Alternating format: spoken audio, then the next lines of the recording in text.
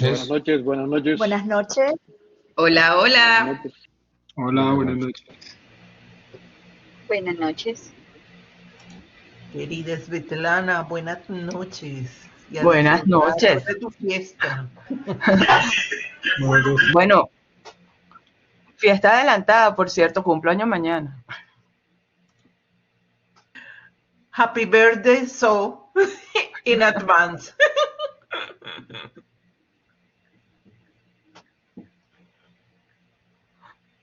Gracias. Y yo el 20, ta ta ta ta. Profe Martín, ¿cómo está? Dios lo bendiga mucho. Muchas gracias. Buenas noches. Noches para ustedes, tardes para nosotros.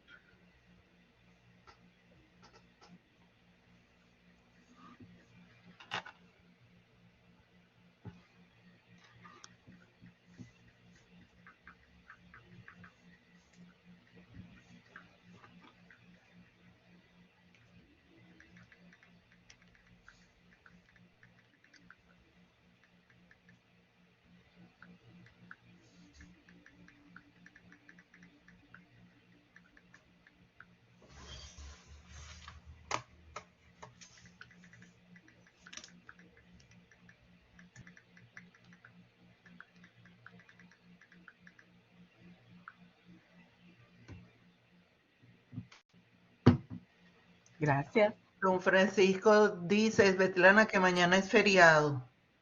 Total.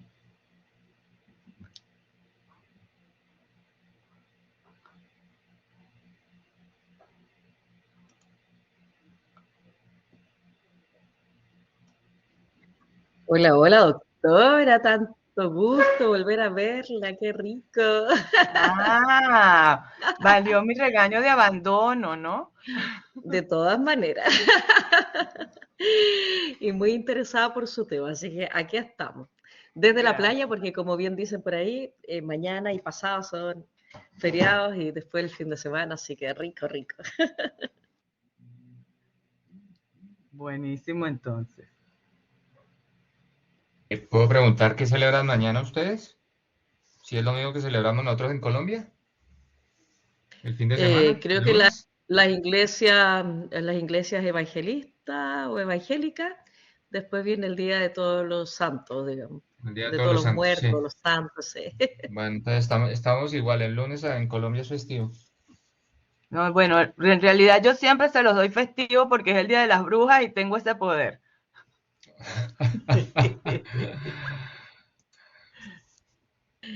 Hay que reponerse del fin de semana largo. Ajá. Y el otro fin de semana también vuelve a ser festivo en Colombia por la independencia de Cartagena. Nosotros ahí tenemos muchos Ah, festivos, ¿no? Ah, qué sí. suertudos. No, sí, sobre todo. Igual el sábado tenemos clase, ¿o no? Mi querida profesora.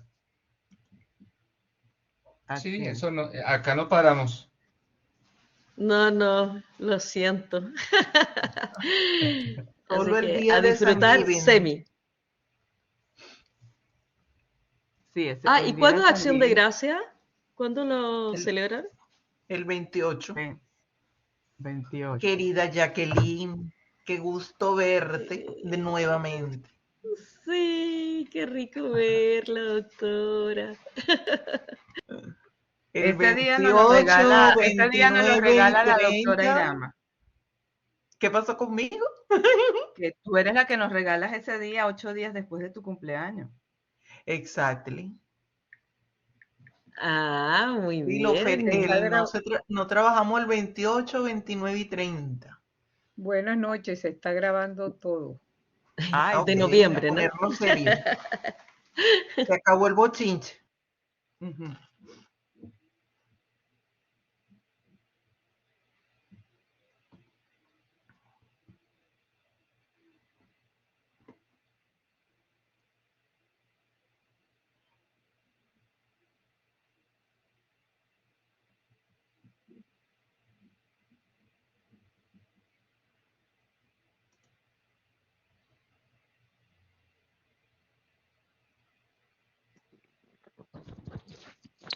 Buenas noches, doctora, ¿cómo está?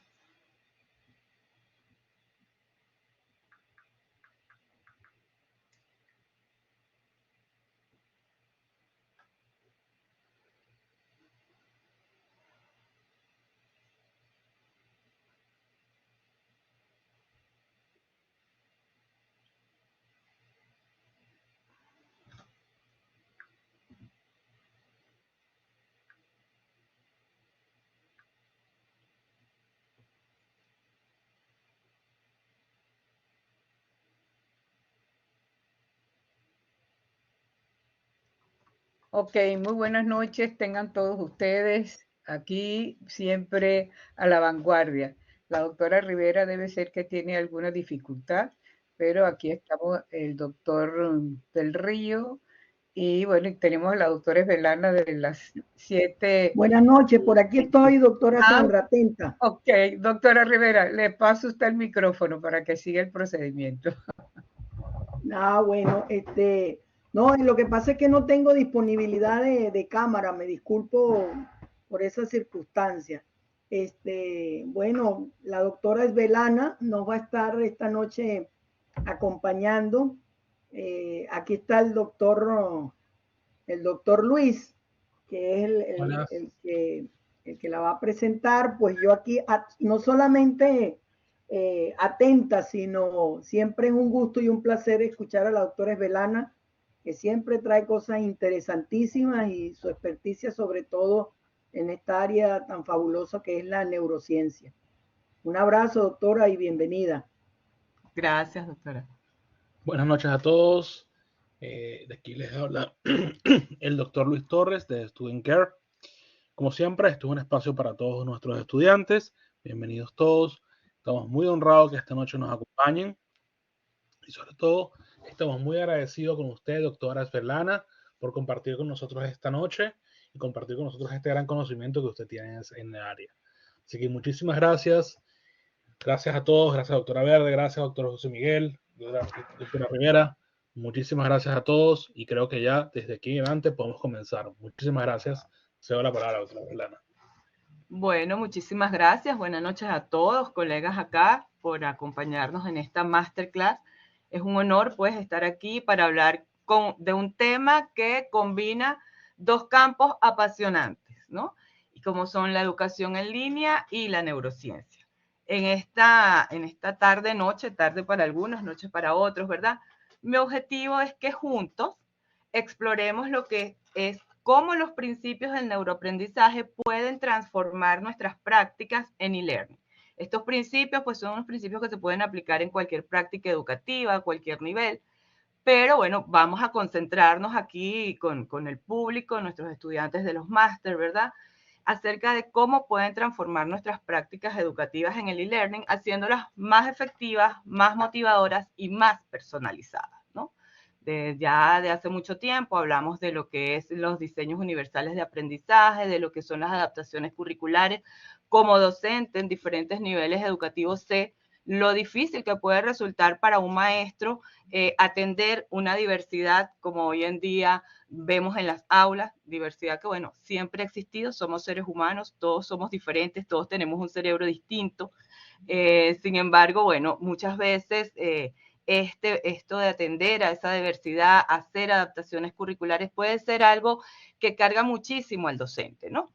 Y de allí mi interés y mi pasión por lo que es la neurociencia y lo que ella puede ofrecernos. Yo realmente, acá también están otras personas del área de neurociencia, más desde la teoría. Yo quiero trabajarlo desde la práctica, desde lo que a mí me ha resultado, de las estrategias que yo pudiera compartir esta noche con cada uno de ustedes, ¿no? Y por supuesto, retroalimentarme de las muchas experiencias que yo sé que ustedes también tienen, porque si bien quizás en algunos casos caso no tenemos ese apellido de neurociencia, neuroeducación, neuroaprendizaje, o no estamos tan familiarizados con esto, no quiere decir que no lo hayamos estado utilizando, ¿no? Entonces, bueno, en un mundo sobre todo como el de hoy, donde la tecnología pues se ha convertido en una herramienta educativa esencial, más aún en nuestra modalidad, ¿verdad? En lo que es el aprendizaje en línea, lo que es la tecnología, la neurociencia, pasan a ser elementos esenciales para nuestro buen desempeño en este campo, ¿verdad? Ahora, ¿qué pasaría si yo les dijera, verdad? Que no solo usáramos la tecnología para transmitir la información, sino también para entender cómo el cerebro aprende mejor. Y básicamente eso ha sido el desarrollo exponencial que hemos visto quizás de hace unos 20 años para acá, aunque la neurociencia es mucho más antigua, pero hace 20 años para acá pudiéramos decir que aterrizó ya en las aulas, ¿verdad? Y que forma parte, al igual que la tecnología, de nuestro día a día y que también llegó para quedarse. Entonces, la promesa, ¿verdad?, de que podemos utilizar la tecnología no solo para transmitir la información, sino también para entender cómo el cerebro aprende mejor, es parte de lo que nos ofrece el estudio del neuroaprendizaje. Y es que cuando nosotros comprendemos cómo funciona el cerebro, no solamente nos comprendemos mejor a nosotros mismos en nuestro rol personal y profesional como docentes, ¿verdad? Sino que también podemos crear experiencias que no solo van a transmitir contenido, sino que optimizan el proceso de aprendizaje y hacen un engagement, ¿verdad? Un compromiso, un enganche con el otro que está detrás de la pantalla. Y yo creo que allí radica su importancia en el uso y en la efectividad que nosotros podamos darle. Bien, el objetivo de este taller, yo quiero plantearlo más como un taller, es explorar entonces cómo el neuroaprendizaje puede potenciar el e-learning, creando experiencias educativas más efectivas y personalizadas. Para eso vamos a trabajar con los principios. Doctor José Miguel, ¿dónde está la...? Bueno, yo la puedo transmitir acá, no la veo la aplicación. Me dijo que acá estaba, pero bueno, no ha pasado nada, acá la buscamos. No sé si usted la tiene allí, doctor Miguel. Yo no la puedo acceder, no la veo. Sí, abajo, al La lado de presentación, los doctora Belana. dos muñequitos y después viene una de esas Share Content. No, yo la tengo para compartir, pero entendía que ya estaba cargada. El doctor Miguel me había hecho el... Ahí está cargando. Perfecto, muchísimas gracias. Listo. Bien, entonces parte de este objetivo es lo que nos trae esta noche acá, en esta masterclass, ¿verdad? Y bueno, la idea es ver cómo los principios de la neurociencia pues pueden ser aplicados para mejorar lo que es la retención, la comprensión y la motivación de los estudiantes en nuestros entornos digitales.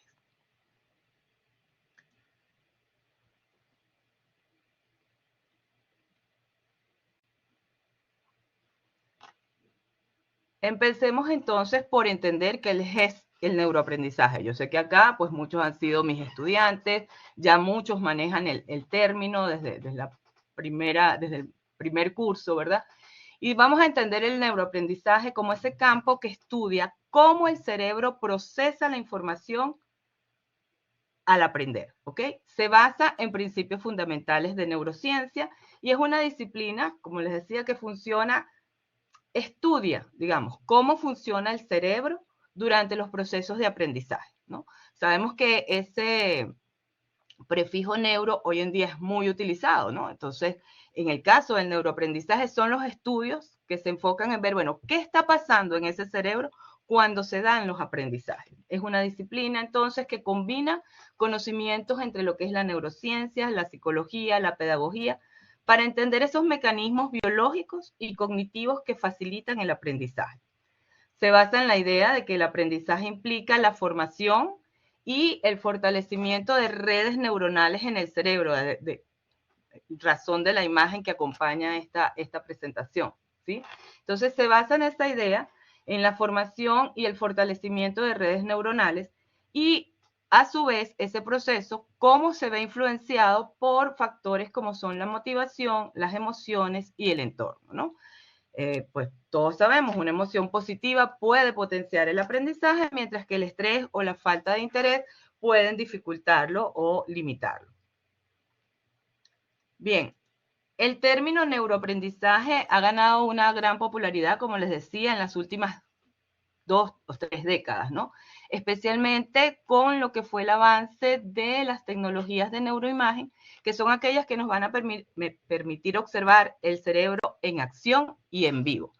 Anteriormente, todo el conocimiento que podíamos tener del cerebro, pues era post-mortem, no andábamos por ahí abriéndole la cabeza a nadie, aunque muchas veces nos provocaba, ¿verdad? Pero el desarrollo que ha tenido todo esto de las neuroimágenes es lo que ha permitido también a su vez el desarrollo de este campo. Entonces, aunque la relación entre el cerebro y el aprendizaje pues siempre ha sido un área de interés y en general, o sea, más allá del aprendizaje, yo creo que el hombre en su desarrollo, en su evolución histórica, siempre le ha llamado la atención el cerebro, ese órgano. ¿Qué pasa allá adentro? Esa caja negra que tenemos todos, ¿no? Pero con la cual vivimos, respiramos, andamos. Entonces, siempre ha sido un tema de muchísimo interés a lo largo de la historia, saber qué pasa allí y que hoy en día lo podemos hacer. Bueno, ha sido de tanto interés que las computadoras lo que han buscado toda la vida es imitar cómo funciona el cerebro humano, ¿verdad? Y bueno, hoy en día con la inteligencia artificial no vale ni que explicarlo porque todos acá tenemos ese aprendizaje ya, ¿no? Lo que está sucediendo hoy en día. Entonces, esta relación, si bien ha sido de interés a lo largo de todo nuestro desarrollo, hoy en día podemos hablar que existe un término formal que lo define, ¿verdad? Y su integración a la educación es relativamente reciente. El neuroaprendizaje entonces tiene unas implicaciones prácticas que es parte de lo que vamos a estar desarrollando en el día de hoy. Ver cómo es que se come eso. Ok, mucho concepto, mucha teoría, quizás aprendernos muchos elementos de orden cerebral, pero ¿qué hacemos? ¿Cómo aterrizamos eso en nuestra práctica? ¿Y será que cómo eso se aterriza en una práctica de formación y learning? ¿Sí? Esto, pues, obviamente tiene muchas implicaciones prácticas en la educación, sobre todo al momento de buscar diseñar estrategias de enseñanza que se alineen con lo que es el funcionamiento natural del cerebro, ¿no? Entonces, por eso vemos, hay toda, pues, esta disciplina cubre todas las edades, ¿verdad? Comienza desde los 0 hasta el último día, hasta nuestro último respiro nosotros estamos aprendiendo.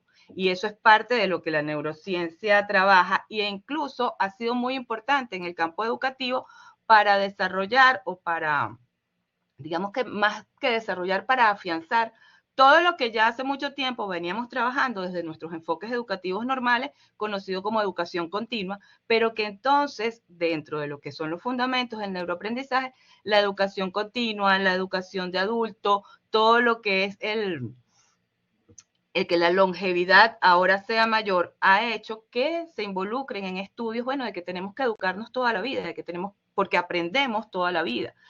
Entonces, eso ha hecho que, digamos, modalidades educativas, como pudiéramos llamar la educación de adultos, como pudiéramos decir la educación continua, que es la educación a lo largo de la vida, consigan unos fundamentos bien importantes y de bases científicas en lo que es el neuroaprendizaje, en lo que son las neurociencias, ¿sí?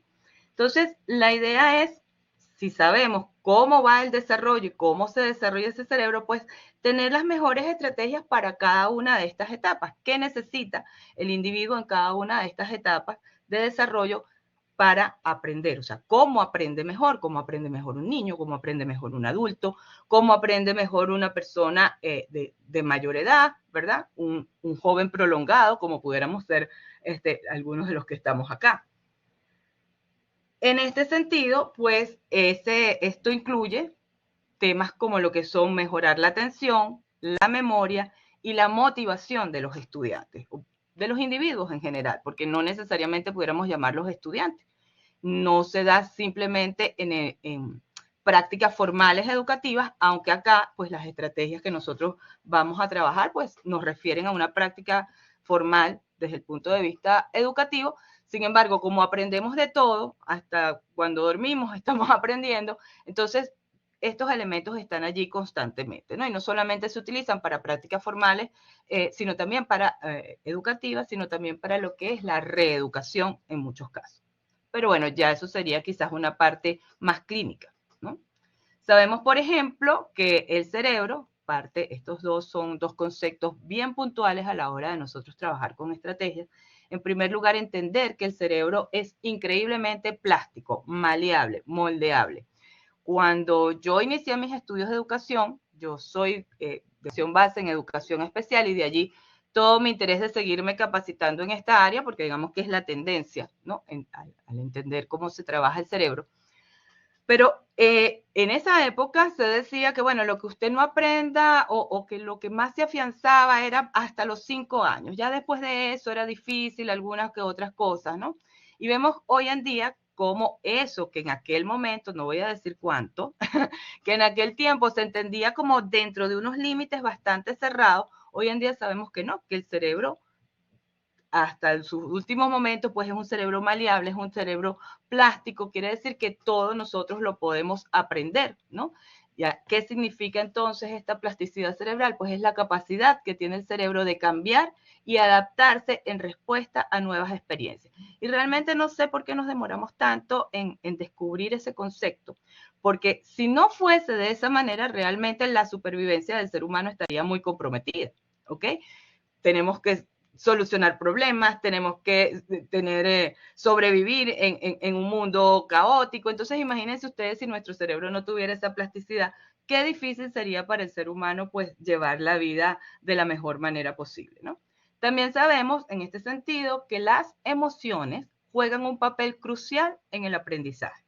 Y estas son dos ideas que aparecen muy sencillas y muy básicas, pero que son herramientas poderosas, realmente poderosas, para diseñar experiencias educativas.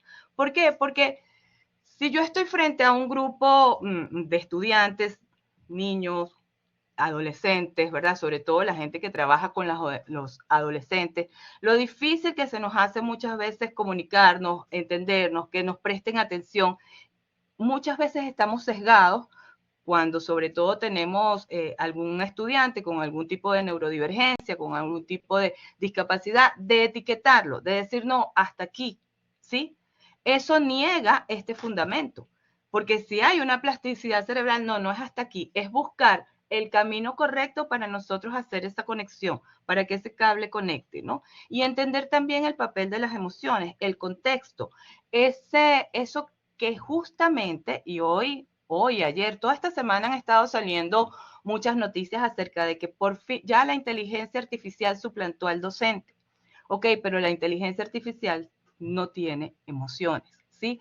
Y entonces ese vernos, ese cara a cara, ese poder entender en la mirada del otro, esas neuronas espejos que van a funcionar de un ser humano a otro ser humano para poder generar empatía, para poder entender, para poder leerte, para poder escanearte, no es sencillo que aún todavía la realice un robot o la realice una inteligencia artificial. Entonces, entender las emociones al momento de nosotros diseñar estas estrategias y estar aplicando estrategias de aprendizaje es muy importante. Por eso digo que son dos conceptos bastante básicos, bastante sencillos, fundamentos del neuroaprendizaje, pero que al fin de cuentas van a constituir unas herramientas poderosas. O sea, tener esto grabado como docentes, incluso como padres, en la parte personal, nos va a dar muchos elementos importantes a la hora de buscar esas estrategias, ¿verdad?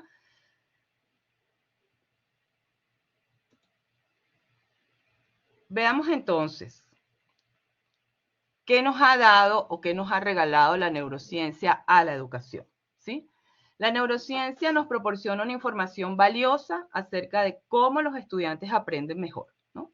Ya al saber cómo funciona el cerebro, dónde tenemos que conectar, cómo tenemos que conectar, ya eso nos ayuda un montón. Ya ahí llevamos el 50% ganado, ¿verdad? ¿Por qué? Porque esto nos va a permitir a nosotros, es lo que nos va a permitir desarrollar estrategias más efectivas.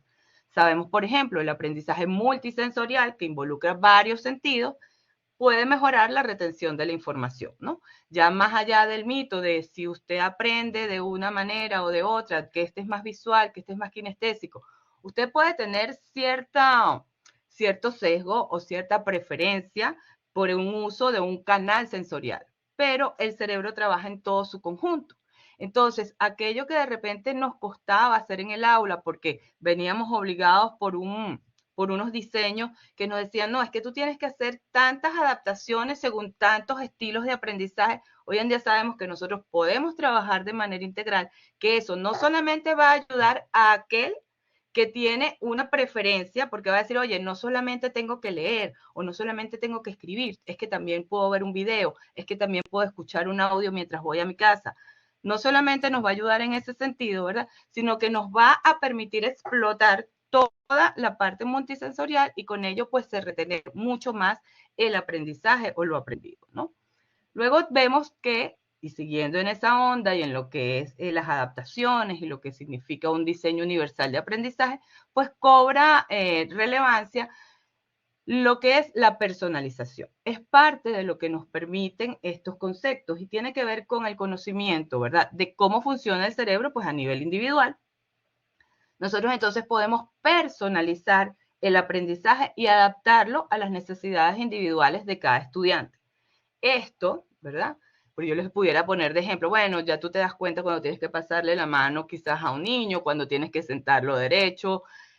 Sí, ¿y qué pasa en el e-learning? En el e-learning esto también es posible porque justamente la manera como nosotros organizamos, cómo estructuramos nuestros ambientes de aprendizaje y las estrategias que al interior de ese ambiente nosotros desarrollamos, nos va a permitir adaptar esos contenidos a los estilos de aprendizajes individuales. El mismo ejemplo que les decía, si nosotros estamos trabajando con una plataforma que integra toda la parte multisensorial, bueno, no importa si no me pude leer el material porque es que tengo el audio o puedo escuchar el audio de mi casa al trabajo, tengo un video que queda guardado para que entonces yo, si no tenía tiempo o si no estaba en disposición, porque quizás llegué, había alguna situación en mi casa, pero entonces ya cuando mis emociones están reguladas y yo puedo estar abierto a un aprendizaje, yo puedo recibirlo. Entonces eso nos permite trabajar con la personalización, ¿no? Y con los diferentes estilos y ritmos de aprendizaje que puedan tener nuestros estudiantes en el e-learning. Y finalmente, algo que, bueno, me interesa a mí particularmente y creo que a todos los que están haciendo un estudio de educación superior, en lo que respecta a la parte de investigación, es que la neurociencia nos ofrece una base científica para nuestras prácticas, ¿no? Ya no es aquella práctica empírica, ya no es aquello que, bueno, no sé, como que no nos parecía lógico, no, ya nosotros podemos, ¿verdad? Desde una evidencia científica que nos permite tomar decisiones informadas sobre cómo diseñar y cómo entregar un contenido educativo, ¿no? Entonces, ¿cuál es la mejor estrategia? ¿Cuál será la mejor herramienta?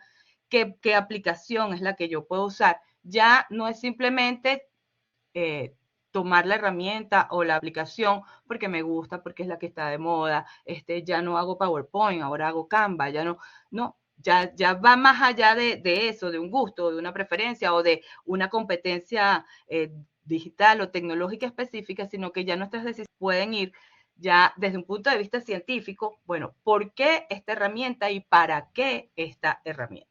¿Sí?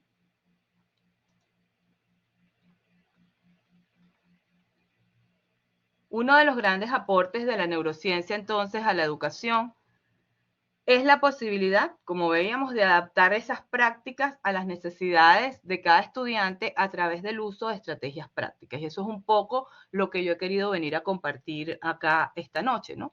Presentar la estrategia, describirla y ver un poco cómo la podemos aplicar en el e-learning, qué herramientas tenemos, qué aplicaciones tenemos. Y seguramente acá por el chat, pues muchos podrán participar. Bueno, yo aplico esta, me ha servido para esto, ¿ok? Vamos a esperar que abra esta.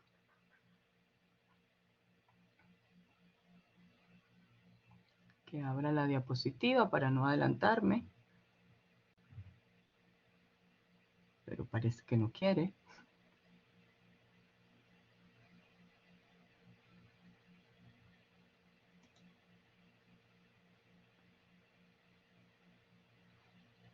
Se quedó pegada. Vamos a ver si es mi señal. Mi señal está correcta. pero no está rodando. Si la tumbamos, doctor, y la volvemos a montar. Listo, 5, ahí va. Sí, yo vi que se mueve, déjame. No, ya va, la estoy tratando, es la número 6. La 6. Ajá. ¿Ahí? No, todavía está. 7 Ahí sería tiene la otra. proyectada la 6. Ahí Ahí tiene tiene proyectada proyectada la la 6. 6. Sí, la están viendo, entonces el Sí, problema la es mío. Que no 6. soy yo. Se ve perfecto. Perfecto. Soy yo entonces la que no la Es la está viendo, 6, la estoy sí. viendo como que no, es a mí a la que no se me ha cargado. Bien, déjenme entonces yo poder chequear por acá la mía. Para no perderme yo.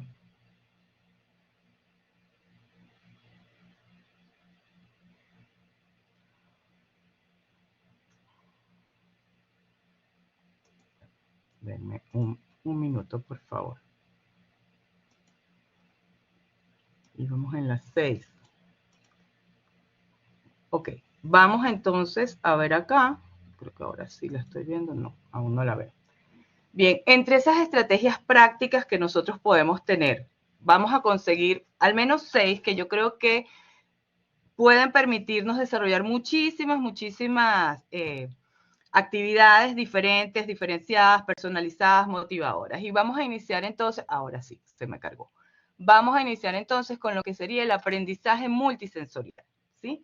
Cuando hablamos de aprendizaje multisensorial, ya lo explicábamos, buscamos impactar a través de cada uno de los canales para que el aprendizaje llegue, ¿no? Como les decía, la idea acá es reconectar esos cables, poder hacer esas redes. Entonces, si no llega por un lado, va a llegar por el otro, pero va a llegar y se va a procesar internamente. Este aprendizaje multisensorial va a implicar, por supuesto, el uso de múltiples sentidos, de todos los sentidos en la medida que podamos, para procesar la información, ¿no? Podemos hablar de la vista, del oído, del tacto. Mucha gente dirá, bueno, el tacto, pero estamos en e-learning. Sí, pero hay experiencias de aprendizaje e-learning que también pueden involucrar el tacto, ¿no? Podemos tener algunas cosas que presentamos en casa, que le pedimos a los estudiantes que tengan al momento de nosotros desarrollar esa clase, y entonces también allí podemos trabajar con el tacto. Pareciera que es el más difícil de trabajar cuando estamos a distancia, pero es posible. Recuerdo que en la época del COVID, bueno, aproveché mucho esto porque el trabajo de mi esposo tenían que hacer muchas reuniones y como, a ver, eran productos que se vendían. Entonces, cuando hacían las reuniones, le enviaban a la casa, o sea, a través de los delivery, enviaban a la casa. Si era un café que se iban a tomar, enviaban el café. Si era un vino, o sea, si era un compartir, realmente se hacía el compartir, y es parte de lo que nosotros también muchas veces no se nos ocurre, pero que podemos hacer. Sin embargo, existen, ¿verdad? Cuando trabajamos muchas veces en las plataformas, tenemos foros los foros que llamamos cafetería. Allí se da mucho la posibilidad de hacer esas estrategias, de hacer esa relación, ¿verdad? Entonces, podemos aprovechar este aprendizaje multisensorial a través de diferentes canales, a través de diferentes herramientas, aplicaciones, como pudieran ser los videos interactivos, las simulaciones, ¿verdad? Para provocar eso, involucrar múltiples sentidos. También, como les decía, esta anécdota que les contaba, bueno, vamos a tomarnos un café y vamos a tener el café al momento que vamos a desarrollar eso. En el caso de prácticas de química, por ejemplo, existen kits de laboratorios que los estudiantes pueden manipular para poder hacer estas prácticas, ¿no? ¿Qué es lo que nos ofrece este enfoque? Pues que este enfoque nos va a permitir mejorar la retención, ¿no? Por aquello de que también lo que nosotros hacemos se retiene mucho más que simplemente lo que vemos. Entonces, claro, va a depender de cómo lo vemos. Si lo vemos de una manera motivante, si estamos interesados, si estamos abiertos, pues prácticamente se va a dar lo mismo. Por eso aquella pirámide que es muy buena y que nos inspira, pero que los porcentajes sabemos que son unos mitos, tampoco es tan válida, porque tiene que ver con el contexto, ¿no? Yo si hay una persona que es un ávido lector y que realmente tiene una práctica, la idea de leer, pues le va a llegar y le va a transmitir. Otras personas le llegará de otra manera.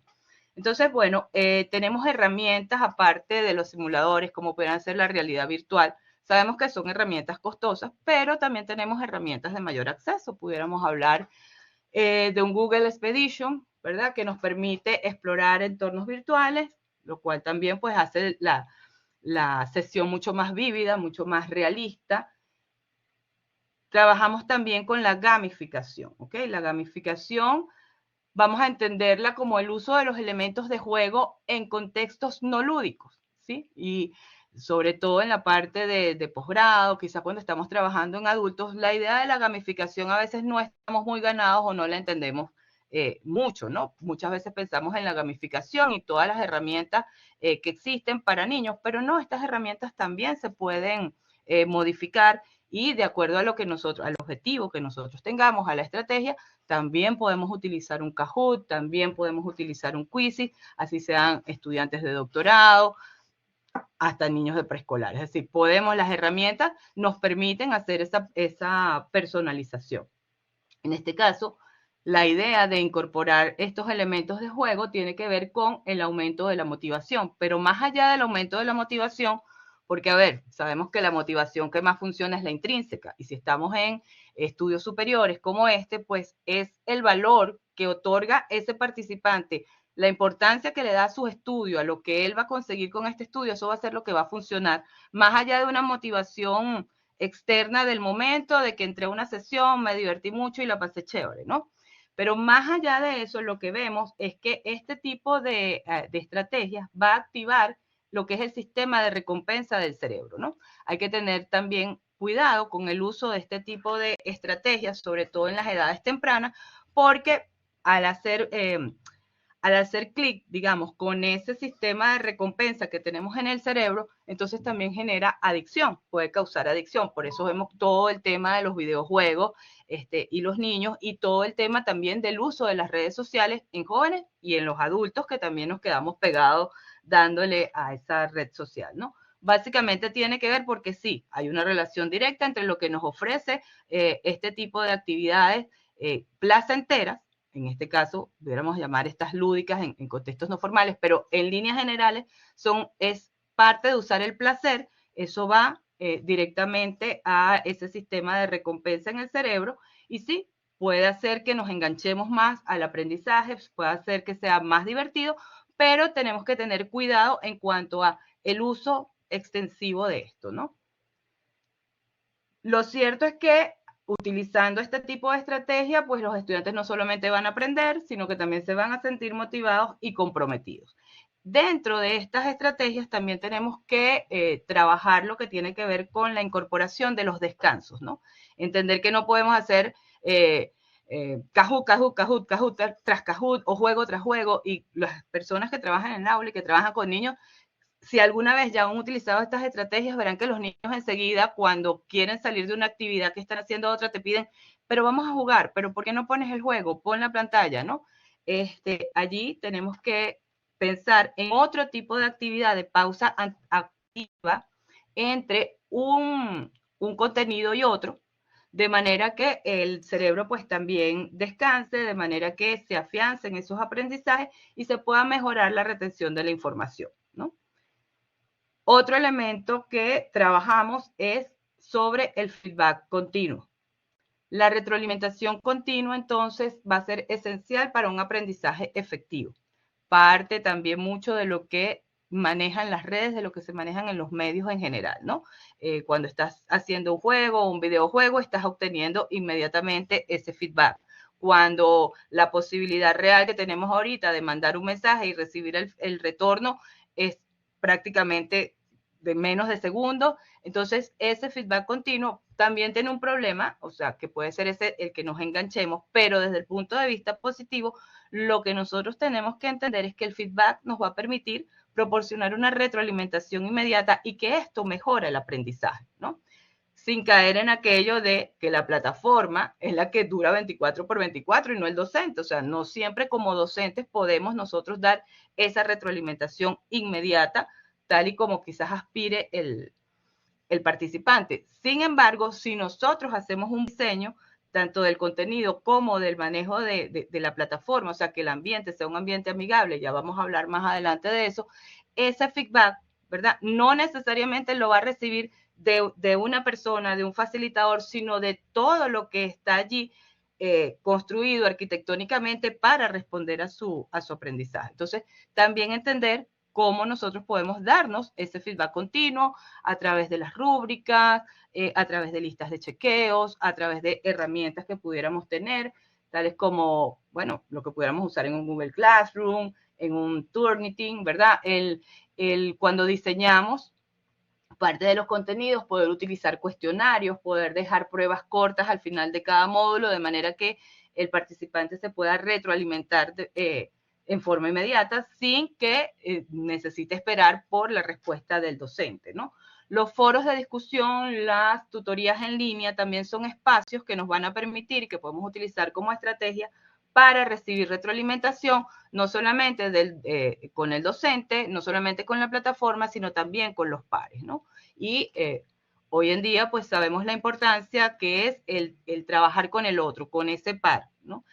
Ayer incluso le enviaba a mis estudiantes, si me es posible, quizás se los envíe por acá más tarde, una nota donde decía que la mejora, ¿verdad?, del aprendizaje cuando las personas trabajan con sus pares es de un 15%, ¿no? Fíjense, bueno, parte de esto también tiene que ver con conocimientos que ya teníamos antes de la neurociencia, pero que la neurociencia vino a fundamentar aún más, y es que, bueno, nuestro cerebro es mi cerebro más el tuyo, así es como nosotros aprendemos de manera constructiva, de manera colaborativa. Entonces, cuando se da esta interrelación, este feedback, que también puede partir de un par, es muy importante. De allí, un poco para ir también entendiendo el por qué usar,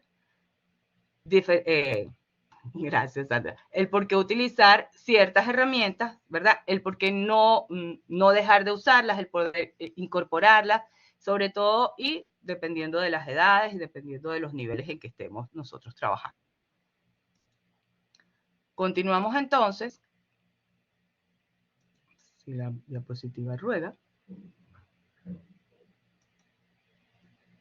Si alguien la rueda a las 7, porque, ok, gracias.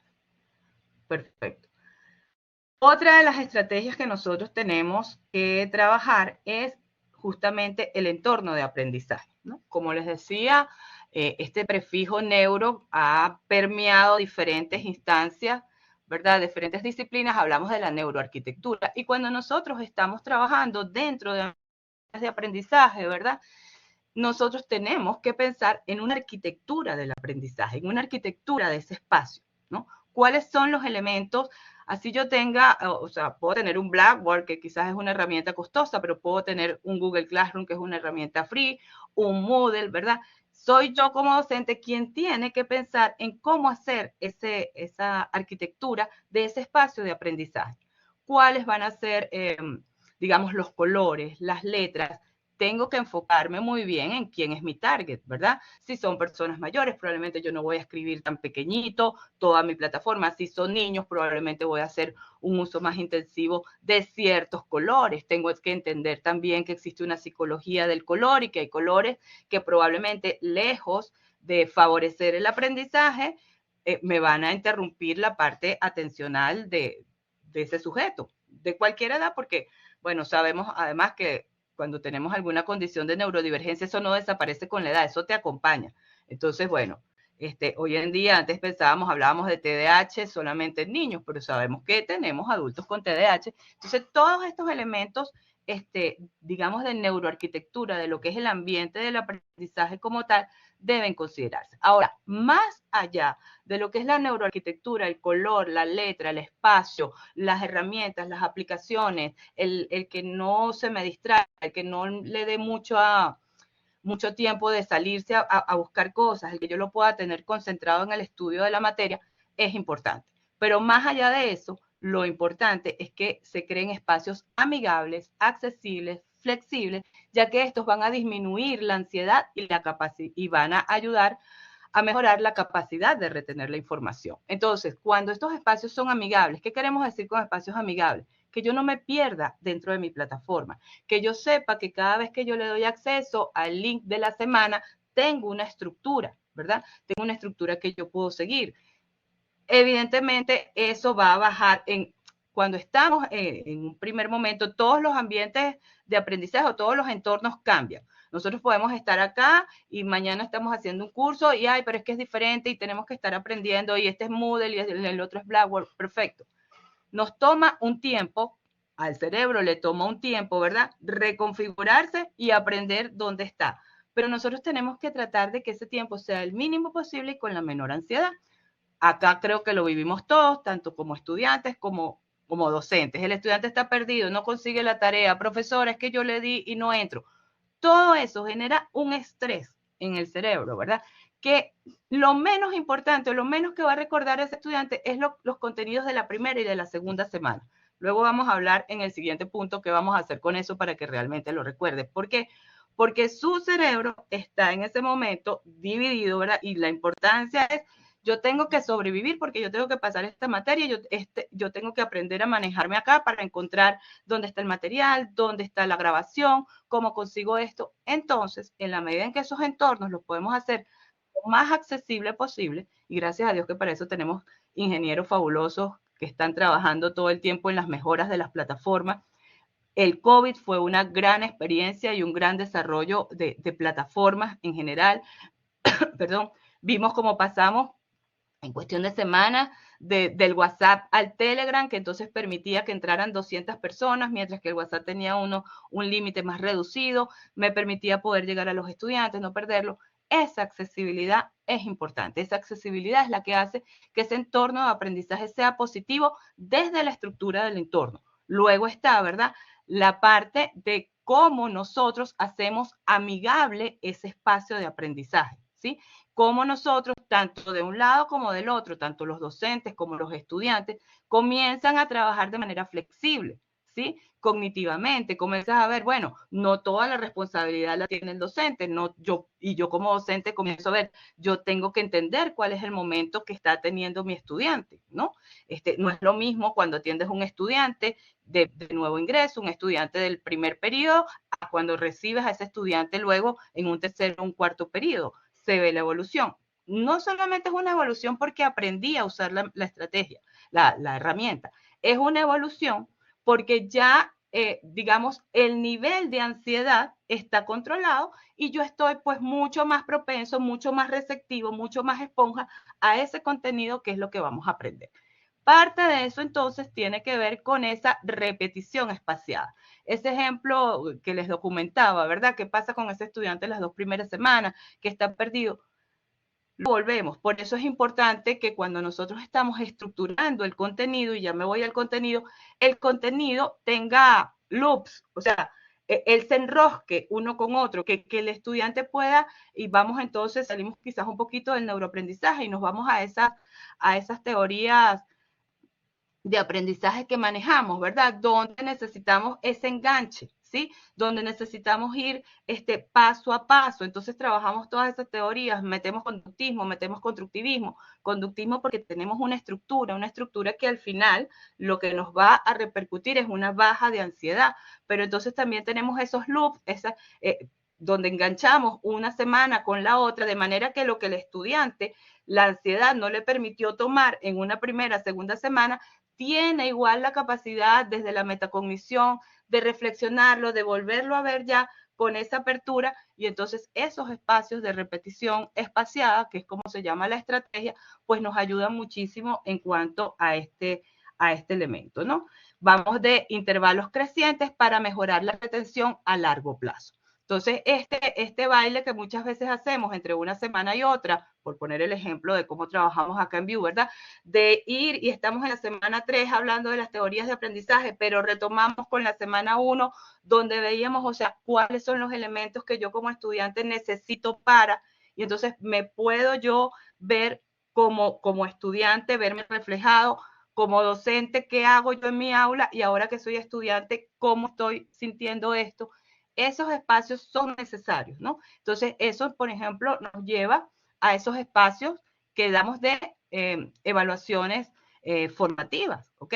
¿Por qué? Bueno, porque la evaluación, eso ya también hablando de temas de evaluación, pues no es solamente o no es netamente calificadora, ¿verdad? No es para decir si yo aprobé o no aprobé, sino que lleva per se una parte formativa, y estos espacios o esta estrategia de repetición espaciada nos permite hacer esa formación y poder capturar mejor el contenido, ¿no?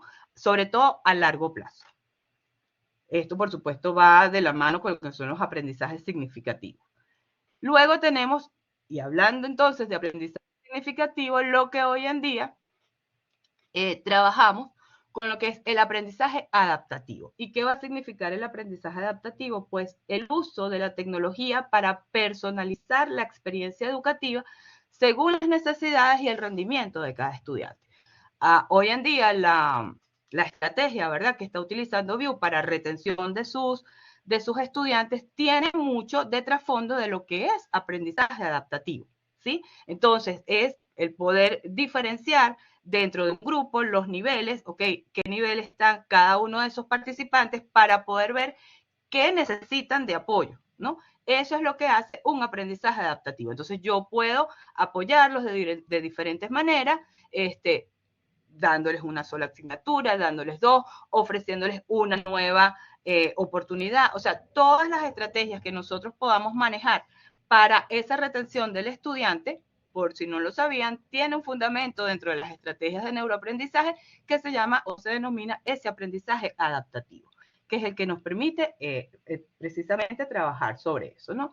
Hay plataformas para cada una de estas estrategias. Nosotros vamos a conseguir plataformas porque estamos hablando de e-learning. Entonces tenemos el Sparrow, tenemos el Newton, que van a permitir que se ajusten el contenido y las actividades en función del progreso y las respuestas de los estudiantes. Para el aprendizaje adaptativo, ya más sencillo, ¿verdad? Utilizamos evaluaciones diagnósticas.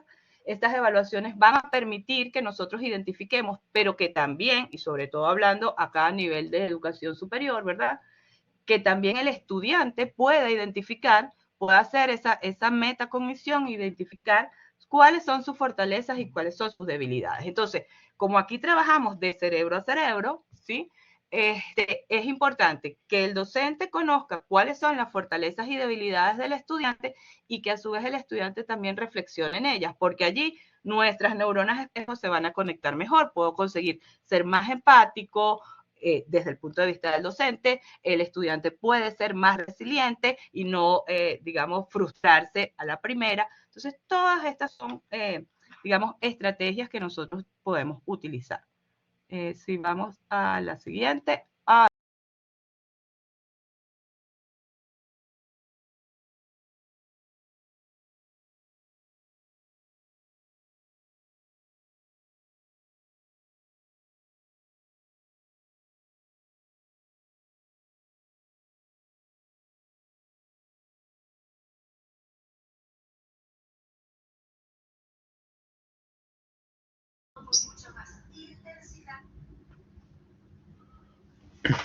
Buenas noches, disculpen, una pequeña falla técnica y ya la doctora regresa.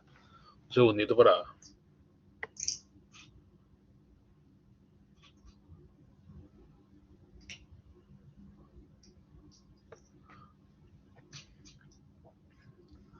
un minutico mientras la doctora regresa.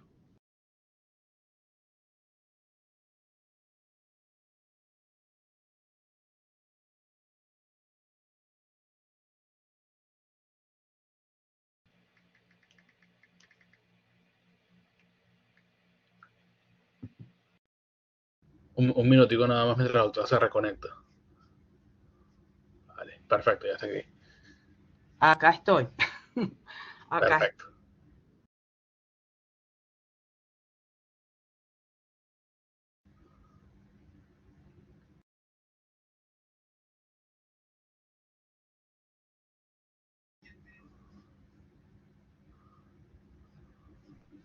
Perfecto.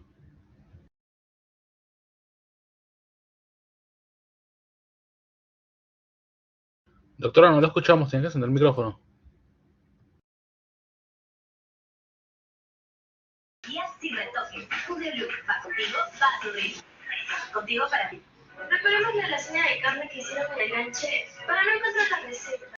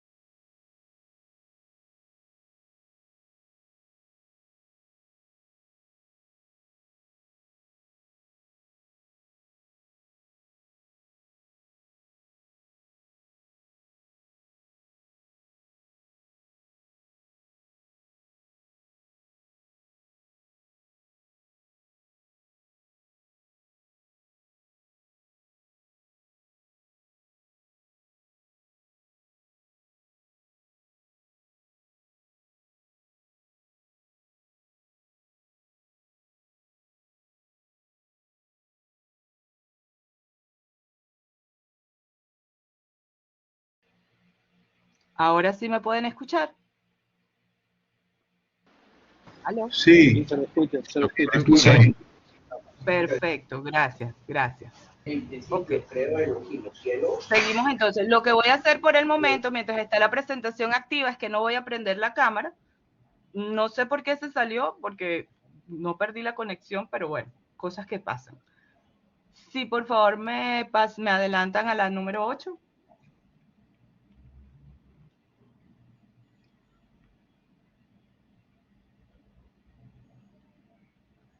Bien, parte entonces de Listo, estas ya. 6 pequeñas estrategias con las que he querido trabajar.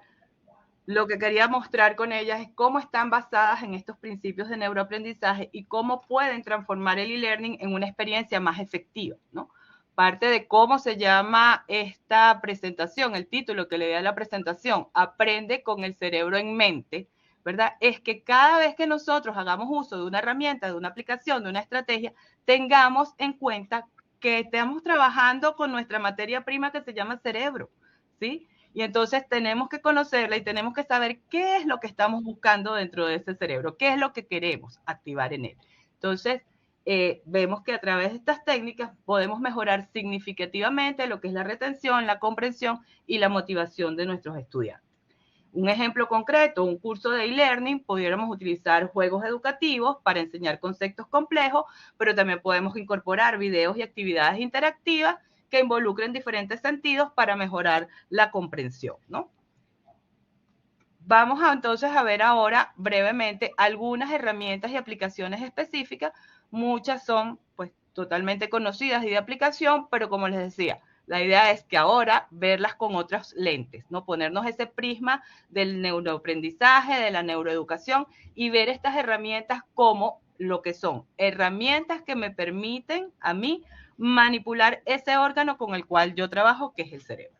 Entonces tenemos Kahoot, ¿verdad? Sabemos todos que Kahoot es una plataforma de aprendizaje basada en juegos que va a permitir a los educadores pues crear cuestionarios interactivos, con lo cual es una manera de evaluar, de dar feedback inmediato, sin quizás poner esa palabra que muchos temen, sobre todo a veces los niños, cuando se sienten evaluados, los adultos también nos sentimos evaluados y no nos gusta, ¿no?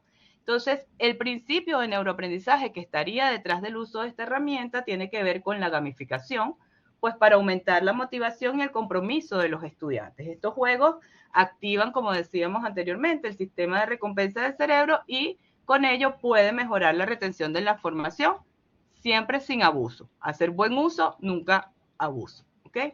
Duolingo es una aplicación que todos hemos usado quizás para aprender idiomas y que ella parte de 2 estrategias. Ella utiliza 2 estrategias. Si ustedes les llega cuando están conectados en algún lado, les llega la publicidad de Duolingo, verán que Duolingo les dice de manera explícita lo que ellos están usando. O sea, les dice, nosotros usamos el juego para motivar, sabemos lo que significa aprender idiomas, lo difícil que puede ser y por eso utilizamos el juego. No, ellos lo dicen de manera expresa en su publicidad. Y ciertamente las estrategias que podemos ver detrás de un Duolingo son la gamificación y el aprendizaje adaptativo, ¿sí?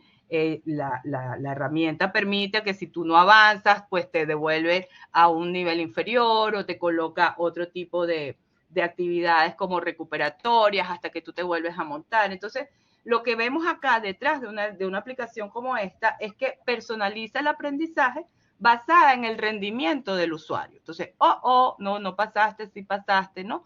Lo hace de una manera lúdica que pudiera ser una manera agradable, de igual decirte, no, mira, o sea, recuerdo que ayer particularmente estaba yo observando una clase de kinder. Hay un niño que es un niño muy ansioso, que tiene una neurodivergencia, hace los trabajos muy lindos, es perfeccionista, y al asistente se le ocurrió decir, o sea, era un dibujo y se le dio una hoja, al cuaderno en una hoja. Y este niño, cuento la anécdota porque tiene que ver con esto, ¿no? Con cómo nos vemos evaluados y cómo ese proceso de ansiedad que nos puede generar. El niño hizo el dibujo, pero en las 2 hojas. Y ella le dijo, te quedó muy lindo tu dibujo, pero había que hacerlo en una sola hoja. Bastó y sobró para que ese niño llorara toda la clase, ¿no? Entonces, nosotros tenemos que ser muchas veces más conscientes y más empáticos en ese tipo de evaluación que nosotros podemos estar haciendo en determinado momento. Y el uso de estas herramientas y de estas aplicaciones, pues como nos permite personalizar en esa particularidad, en cómo es ese estudiante, pues da buenos resultados sin que él se sienta, como les digo, evaluado, puede bajar la ansiedad y todo eso, ¿no? Principalmente lo importante es que él, en cuanto al aprendizaje adaptativo, va a ubicar al estudiante según su rendimiento, ¿no? Y utiliza pues el refuerzo positivo para fomentar su progreso. Luminosity es otra aplicación, en este caso es una aplicación muy utilizada desde la parte clínica para lo que son las habilidades cognitivas, para mejorar habilidades cognitivas que se puedan haber perdido, bien sea por edad, bien sea por algún accidente, pero que también es de uso en la parte educativa, ya que digamos, la estrategia que está detrás, o mejor dicho, el fundamento desde la neurociencia que está detrás es la plasticidad cerebral. Entonces, Lumosity trabaja con lo que es la plasticidad cerebral para mejorar funciones cognitivas específicas a través de ejercicios repetitivos y desafiantes, ¿no? Otra, en la siguiente, la 9.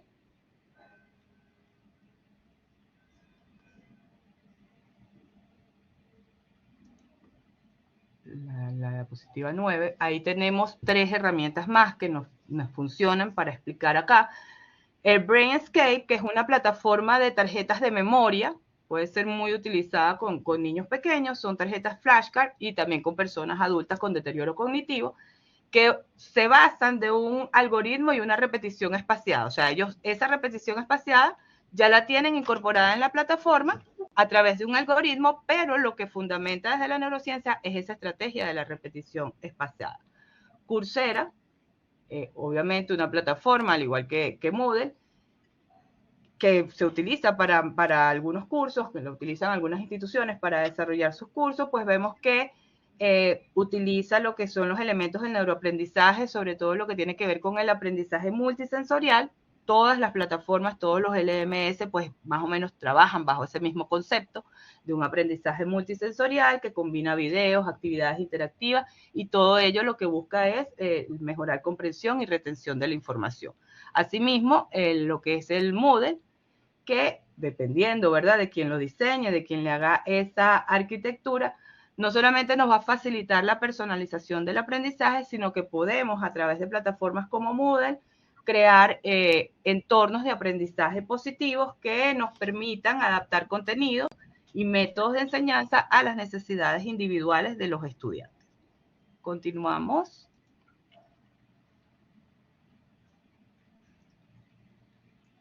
Esto, bueno, son simplemente ejemplos, ¿verdad?, de cómo las herramientas y las aplicaciones actuales, incluidas evidentemente las que tienen inteligencia artificial, van a utilizar estos principios de neuroaprendizaje para mejorar la efectividad en el e-learning. Por eso hablamos específicamente ya de herramientas que son y aplicaciones digitales, ¿verdad?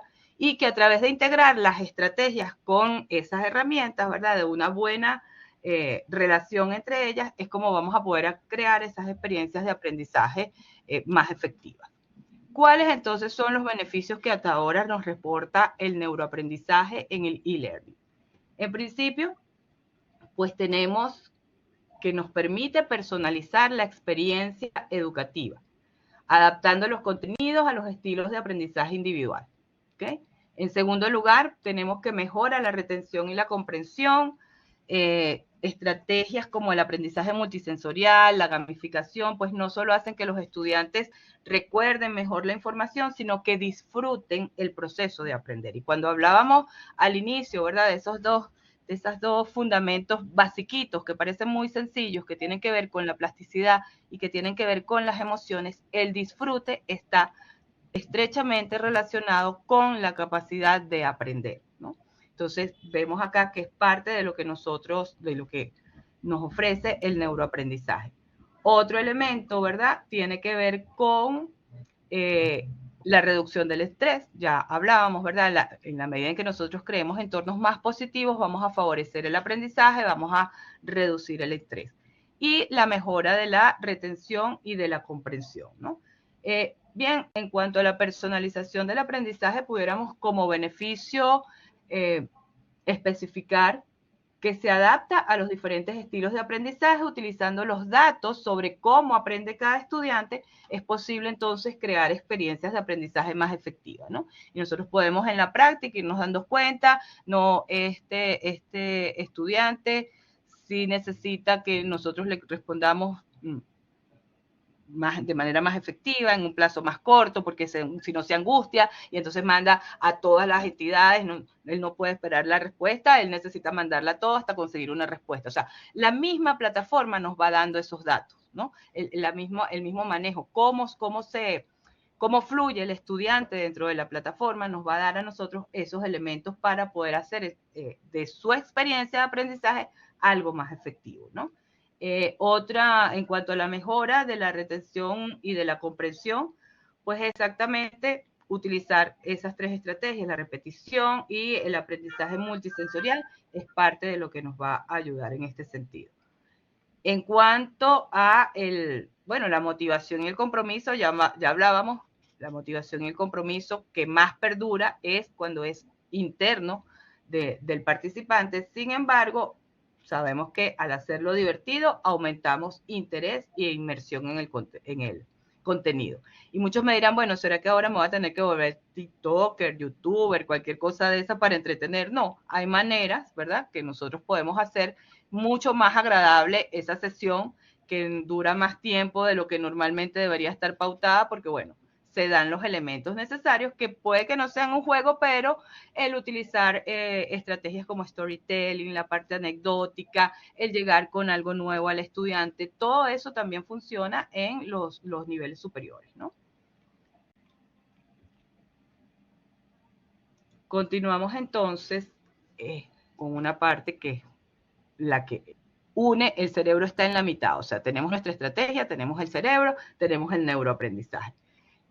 ¿Qué nos permite la integración del e-learning y del neuroaprendizaje? Bueno, combinar lo mejor de ambos mundos. Para mí es así, y yo lo creo, ¿no? Combina lo mejor de ambos mundos, como es la flexibilidad y la accesibilidad del aprendizaje en línea, con estrategias basadas en cómo el cerebro aprende mejor. Entonces, esta sinergia es la que nos va a permitir crear experiencias de aprendizaje personalizadas, efectivas, motivadoras, y al aplicar estos principios de neurociencia, entonces podemos tener la seguridad, la tranquilidad de que no solamente estamos diseñando cursos que transmiten una información, y fíjense bien que digo pues una información y no un conocimiento, porque hoy en día sabemos que el conocimiento está en muchas partes. Entonces nosotros lo que hacemos es, bueno, encapsulamos allí un conocimiento, lo convertimos en una información, pero más allá de eso, ¿verdad? Más allá de eso, debemos hacerlo de una manera óptima, ¿no? Entendiendo cómo los estudiantes van a procesar y van a retener esa información que nosotros estamos allí empaquetando.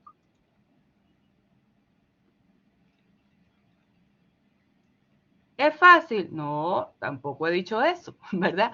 Tenemos desafíos, pero para cada desafío tenemos una solución. Entonces, con respecto a lo que puede ser la motivación, ¿verdad? Como docentes, obviamente, se hace a veces muy cuesta arriba, dependiendo del nivel, dependiendo de las características del grupo que nosotros tengamos en determinado momento, mantener esa motivación y ese compromiso. Y sobre todo porque lo estamos manteniendo desde afuera. Sí es parte de mi responsabilidad, pero no es mi responsabilidad. Es decir, esa motivación y ese compromiso funciona más desde adentro hacia afuera. Sin embargo, ¿verdad? Ese desafío se puede trabajar, ¿no? Esa falta de interacción cara a cara, la monotonía que puede existir en algunas actividades por esta misma estructura, que si bien la estructura nos ayuda a manejar el estrés, en algunos casos puede volverse pesada, porque bueno, depende de la persona, de su ritmo de actividad, de cómo le gustan las cosas, ¿no? Y esto puede llevar a la desmotivación. Sin embargo, hoy en día los porcentajes de motivación y de abandono son mucho menores a cuando teníamos una modalidad educativa a distancia que no tenía esta maravilla que tenemos ahora con las tecnologías, ¿verdad? Entonces, parte de lo que nosotros podemos, la solución que nosotros podemos implementar con respecto a un desafío como puede ser mantener motivado al estudiante, es implementar la gamificación, ¿no? Entonces vemos que las herramientas de gamificación, las herramientas de aprendizaje colaborativo, del trabajar en pares, del uso de foro, puede ser elementos que mantengan motivado a ese estudiante. Otro desafío con el cual nos enfrentamos es el aislamiento. Por más que nosotros pongamos las estrategias, estén en los foros, les digamos que participen, que vayan a la sesión de asesoría, que se comuniquen entre ellos, no siempre pues tenemos resultados positivos, o sea, no siempre nos sale bien esta jugada, ¿verdad? Y algunos estudiantes, bueno, por situaciones particulares, por situaciones personales, pueden mantenerse aislados, ¿verdad? Quizás les resulta, pero se pierden de una parte divertida de lo que estamos haciendo. Entonces, este aislamiento, este sentirse aislado sin esa interacción directa con sus compañeros y profesores, pasa muchísimo cuando estamos haciendo esa transición. Cuando es la primera vez, gracias a Dios ya cada vez va a ser menos la primera vez, porque ya las generaciones de niños pequeños ya están activos en todo lo que puede ser un aprendizaje electrónico. Pero sí, ciertamente para muchos que fueron formados desde la educación presencial, que tienen un hábito de estudio particular, que se comporta hacia ese tipo de modalidad, casi siempre pueden entrar o son los que más entran en esta situación de aislamiento, ¿verdad? Porque dicen, no, es que yo necesito ir a la universidad, es que yo necesito hablar con el otro, hasta que saben, o sea, hasta que aprenden a manejarse dentro de la plataforma y bueno, muchas veces hablan más que yo.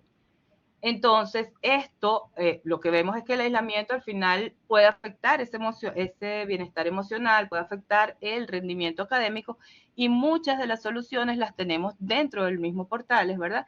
Que es fomentar la colaboración a través de foros, a través de proyectos grupales, si es necesario colocar esos foros de cafetería, si es necesario dar esos espacios, el uso del WhatsApp, el uso de otra red social, son quizás soluciones que podemos dar a esta problemática. Siguiente. Un elemento en el cual probablemente no es tan fácil para nosotros incidir, ¿verdad? Tiene que ver con el desafío de la brecha digital. Ya allí pues son otros los elementos que están allí, como puede ser la política educativa, la política, la situación, el contexto económico, pues siempre nos va a presentar ese desafío de la brecha digital, ¿verdad? No todos los estudiantes tienen acceso a la tecnología necesaria para participar plenamente en el e-learning, lo cual puede crear desigualdades en el acceso a la educación. Acá, ¿qué nos queda? Pues proporcionar recursos, proporcionar apoyo técnico, pero sobre todo ser flexibles, ¿verdad? Pensar un poco fuera de la caja, ser empáticos.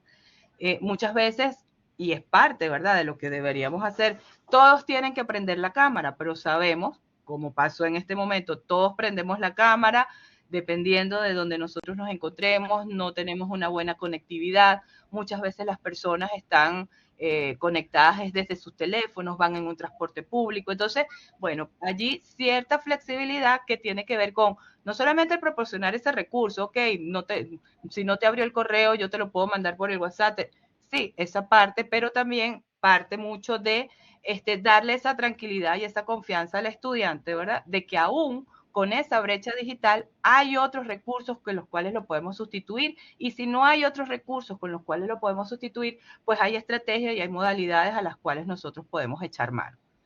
Un siguiente desafío, ¿verdad?, que lo estamos viviendo hoy en día y hay muchísimos estudios, entonces tiene que ver con la sobrecarga cognitiva.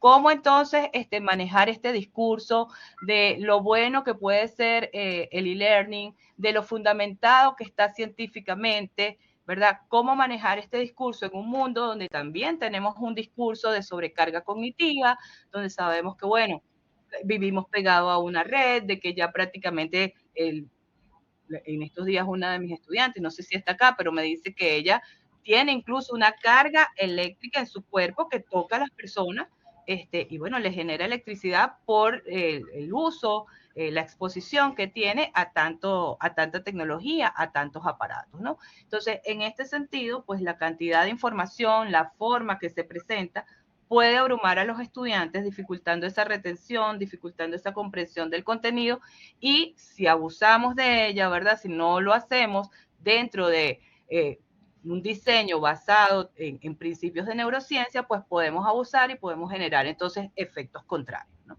Entonces, básicamente, acá, digamos que la solución que nosotros podemos tener desde nuestras manos es utilizar esos principios de diseño instruccional basados en esta neurociencia que incluye, como es la segmentación de la información, de manera que realmente haya un tiempo, un espacio para poder digerirla en segmentos manejables. Aquella cosa que pasaba cuando el COVID, ¿verdad? Que la gente pensaba, los padres, que en la escuela, como la escuela duraba 6 horas, el niño tenía que pasar las 6 horas con la maestra en la computadora, ¿no? Eso es no entender cómo funciona un cerebro y mucho menos un cerebro de un niño. Utilizar gráficos, organizadores avanzados, de manera que, bueno, no tenga yo que exponerme durante, no sé, 15 minutos a hacer una lectura, si probablemente tengo un organizador avanzado que me va a permitir leerla más rápido o entenderla más rápido, utilizar gráficos, complementar el texto con la parte visual, ¿verdad? Proporcionar esos descansos regulares para permitir entonces la consolidación de la memoria y del aprendizaje.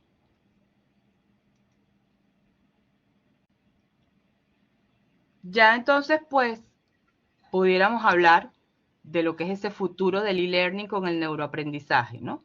Y parte de lo que viene o de lo que ya está, ya cada uno no sabe, ¿verdad? Todos los días aparece algo.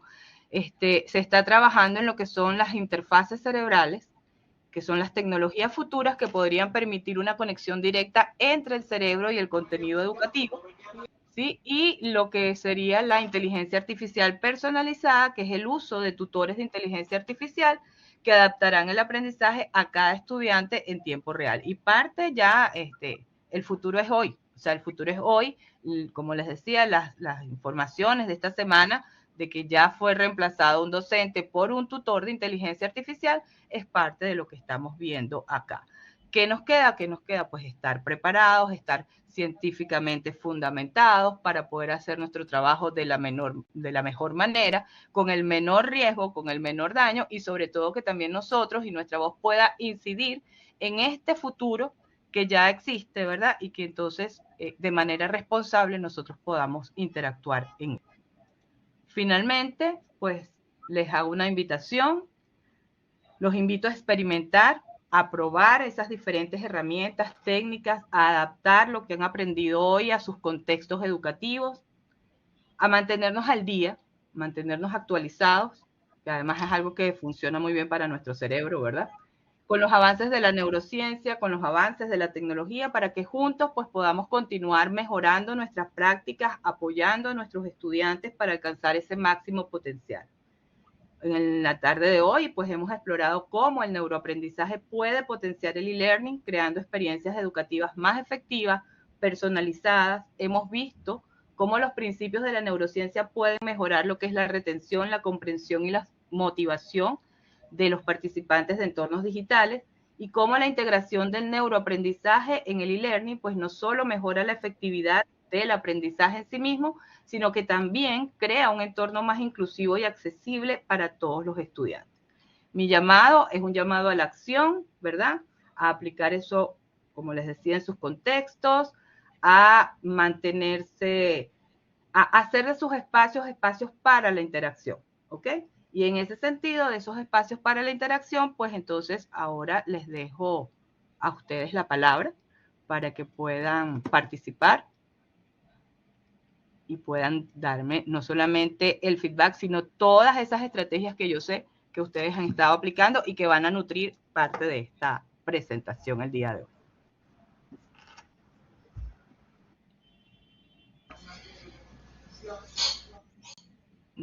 No sé si yo misma doy la palabra, doctora, o si están moderando ustedes la...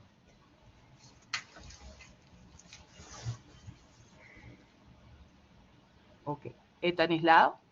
Sí, muchísimas gracias. Yo soy Estanislao de la Cruz de la República Dominicana.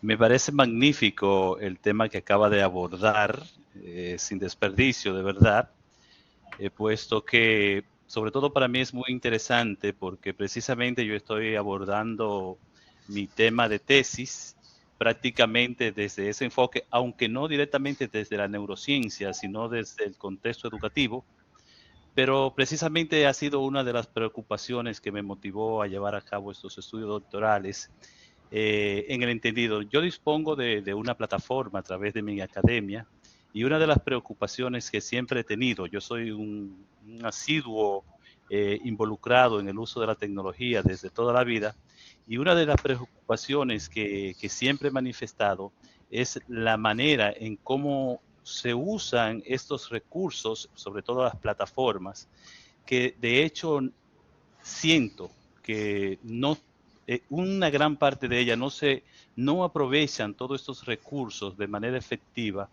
y lo que se constituye en que no es un atractivo para los participantes. De hecho, mi tesis está enfocada a promover, a optimizar la experiencia de usuarios en el uso de los entornos virtuales, precisamente a través de la implementación de estas tecnologías emergentes que tú acabas de abordar y que en tu estudio lo ha presentado de manera magnífica. Así que saludo de verdad en gran manera esta presentación que ha hecho, y siento que encaja con lo que es mi sentir sobre este tema. De verdad que felicidades, buen trabajo. Claro que sí. Estanislao se llamaba mi abuelo. Estanislao, lo que tienes que hacer es...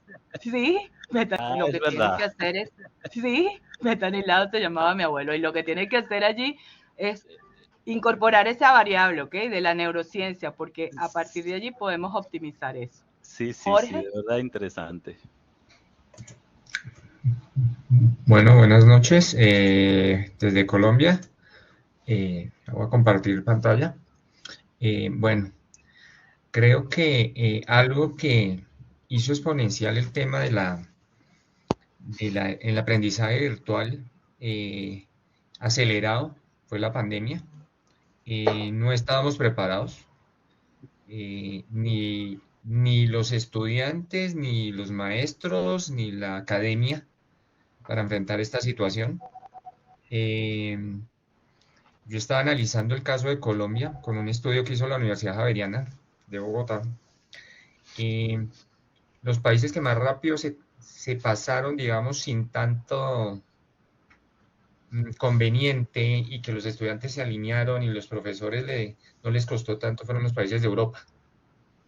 Y básicamente porque ya tenían, digamos, se habían avanzado mucho en temas de involucrar a los estudiantes, a los profesores, uno, desarrollar esas competencias, y a los estudiantes a manejar, digamos, ese tema de trabajos virtuales y que grupos virtuales y demás cosas. En Colombia le costó a la academia. Hoy en día, estaba mirando ahorita, hay un tema económico, como creo que todo el mundo lo sabe, y lo que están haciendo las universidades privadas es lanzar créditos a los estudiantes para que no abandonen las carreras que están estudiando, ya sea presencial o virtual. Y de parte del gobierno también se está impulsando mucho préstamo para continuar con ese tema. Adicionalmente, ¿hacia dónde está apuntando el país? Al tema de transformación digital a todos los niveles, desde la academia, los colegios, las empresas, porque es lo que está demandando el mercado, y para ser un país competitivo tenemos que movernos hacia eso. Ese era mi aporte. Sí, bueno, la sociedad hoy en día es una sociedad digital, y como ciudadanos digitales que somos, estamos obligados a formarnos, a capacitarnos, ¿verdad? Es nuestra responsabilidad, más allá de las herramientas o de las aplicaciones, en lo que tiene que ver con la valoración crítica que se haga del uso de los medios. Como lo dije acá, o sea, nada puede excederse en este tema. Tú hablabas de los países de Europa, particularmente hoy en día los países de Europa, sobre todo en lo que es el nivel escolar para las edades menores, está regresando incluso a la tiza, al pizarrón de tiza, ¿sí? Entonces, no es la herramienta, es lo que está detrás, ¿no? Y por eso yo digo que independientemente de la inteligencia artificial, nosotros todavía tenemos un muy, muy, muy buen rato de validez, aunque sea para alimentar esa misma inteligencia artificial.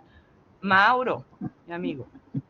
Buenas noches. Doctora, por aquí, antes de dar la palabra al doctor Mauro, ya le damos la palabra, doctor. Dice Juan Manuel, muy interesante, doctora, su ponencia, muchas gracias. La tecnología sigue avanzando para mejorar nuestra vida. Lo que veo es que en un futuro sustituye la interacción humana directa. Esto nos lo dice Juan Manuel. ya está pasando y es preocupante, y por eso es que digo, no es la parte de la valoración crítica de los medios la que nos viene ahora. Mauro. Doctora, un gran saludo. Yo la conozco a usted del año 2003, No lo diga, no lo diga. 2004. No lo diga, no lo diga. De la nueva embarcación. 2002, doctor Mauro. 2002. Pleno paro petrolero. Estaba en Barquisimeto. Bueno, me parece muy interesante, muy exquisita su presentación.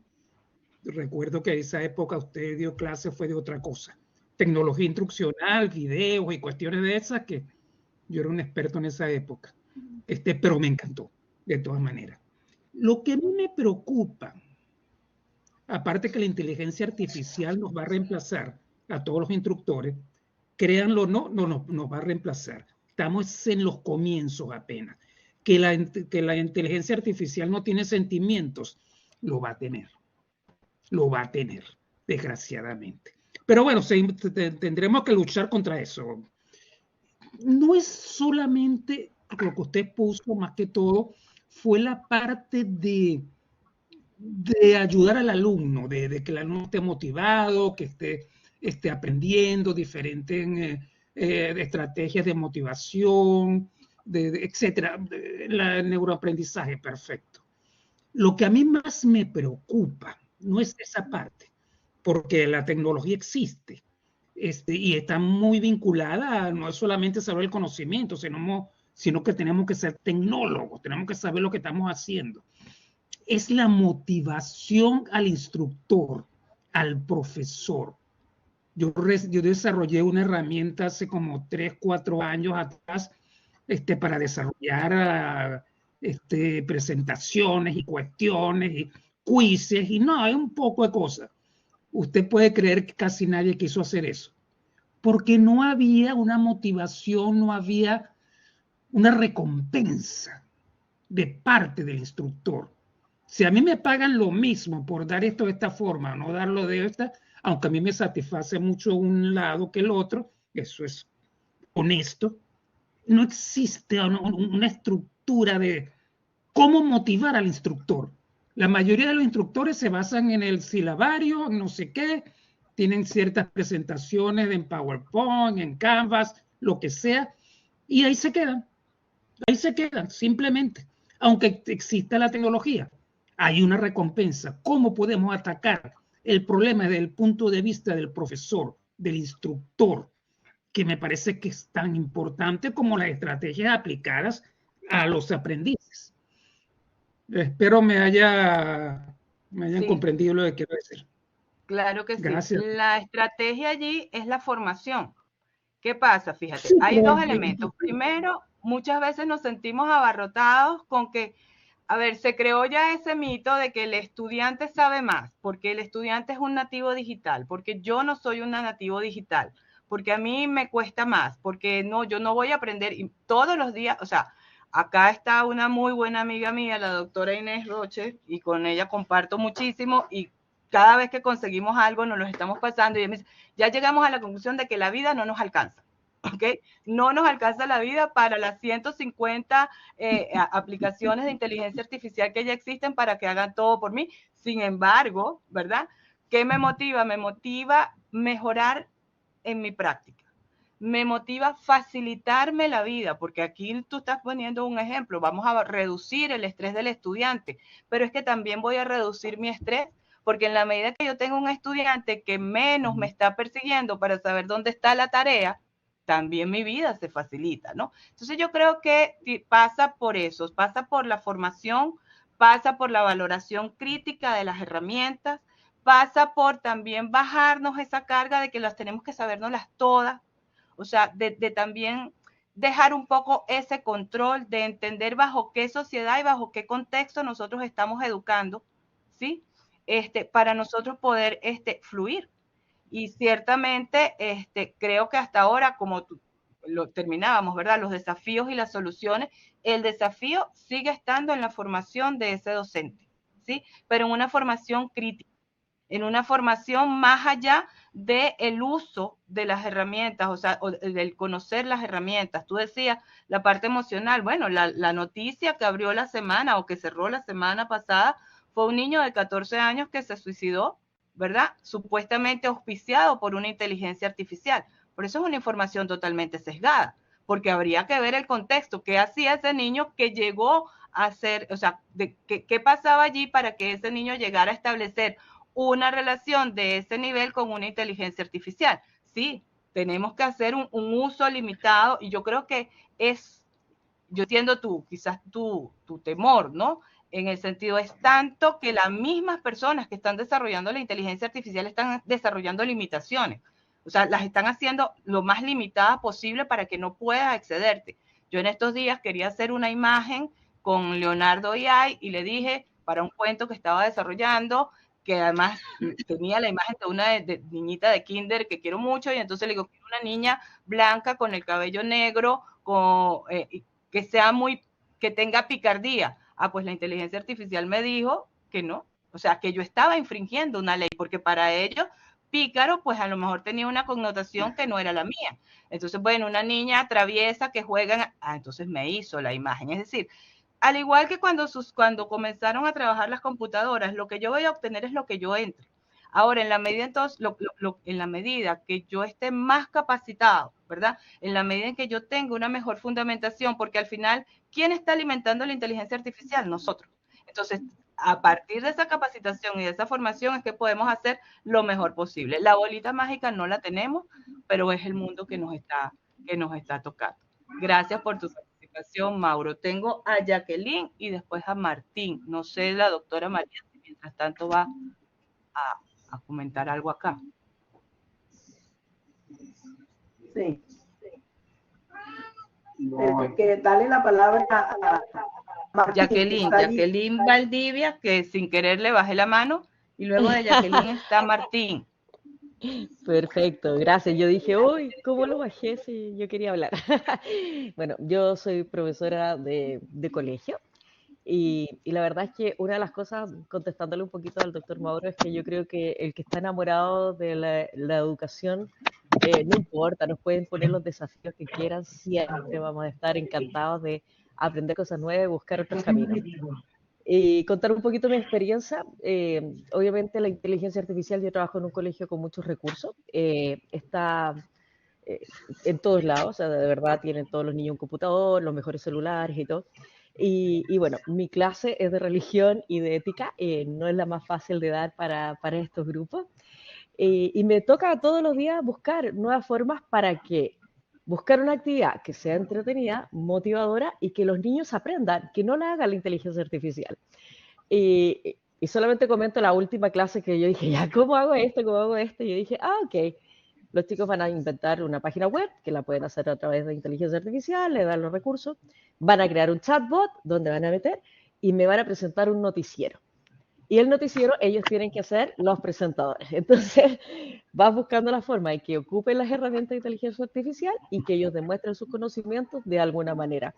Y también me ha servido mucho el mostrarles la película Wall-E y decirle, bueno, chicos, ¿qué esperamos nosotros? ¿Llegar a esto? No sé si todos lo han visto, pero la película Wall-E muestra a los seres humanos viviendo en una vida súper, súper cómoda en unas naves espaciales porque la Tierra ya no daba más de contaminación. Y son unos gordos perezosos que están viendo todo a través de una pantalla, cero contacto, ya no comen, no se alimentan, no juegan, no viven. Y ellos despiertan de esto a través de esta interacción con este robot que viene a salvar la Tierra. Se las propongo, si véanla, es viejita, pero muy buena. Y le digo, niños, nosotros, ¿qué queremos de la vida? Queremos, o sea, nuestro cerebro se va a achicar, si no lo ocupamos, nuestro cerebro va a estar anulado. Y eso queremos, eso es vida, y ir fomentando un poco el pensamiento crítico, ver la vida de otra forma y plantear todas las actividades de forma que ellos tengan que interactuar. Eso, gracias. Gracias a ti por esa experiencia de aprendizaje. Yo sé que es súper creativa, Jacqueline ya ha estado conmigo. Martín.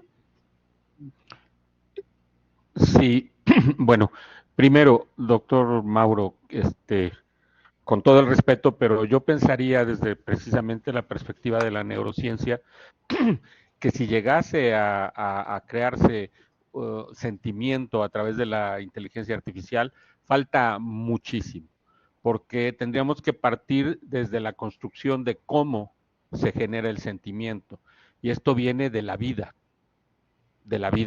natural, ¿sí? La homeostasis es el primer principio y de ahí empieza a avanzar. Muchos de los neurocientíficos, en este caso Antonio Damasio, por ejemplo, dice que podría llegar, en este caso, a sentir, que es diferente a transmitir un sentimiento, ¿sí? Muy, muy diferente. Y no es filosófico, es neurocientífico. Entonces, es muy difícil, que va a ser una herramienta, bueno, que es ya una herramienta importantísima, la inteligencia artificial, definitivo. Pero por otro lado, la inteligencia artificial, como decía la doctora Slavana, quien la está construyendo somos nosotros. El brinco más importante en inteligencia artificial que en este momento se dio fue precisamente a través de las redes neuronales. ¿Sí? Las redes neuronales en inteligencia artificial. Se hizo una imitación. El problema es que en la punta de un alfiler, si hacemos la equivalencia de la punta de un alfiler, ahí hay muchísimo más neuronas que lo que podría existir ahorita en la red neuronal de inteligencia artificial más grande que puede hacer. Entonces, lo que planteaba la doctora es bien interesante.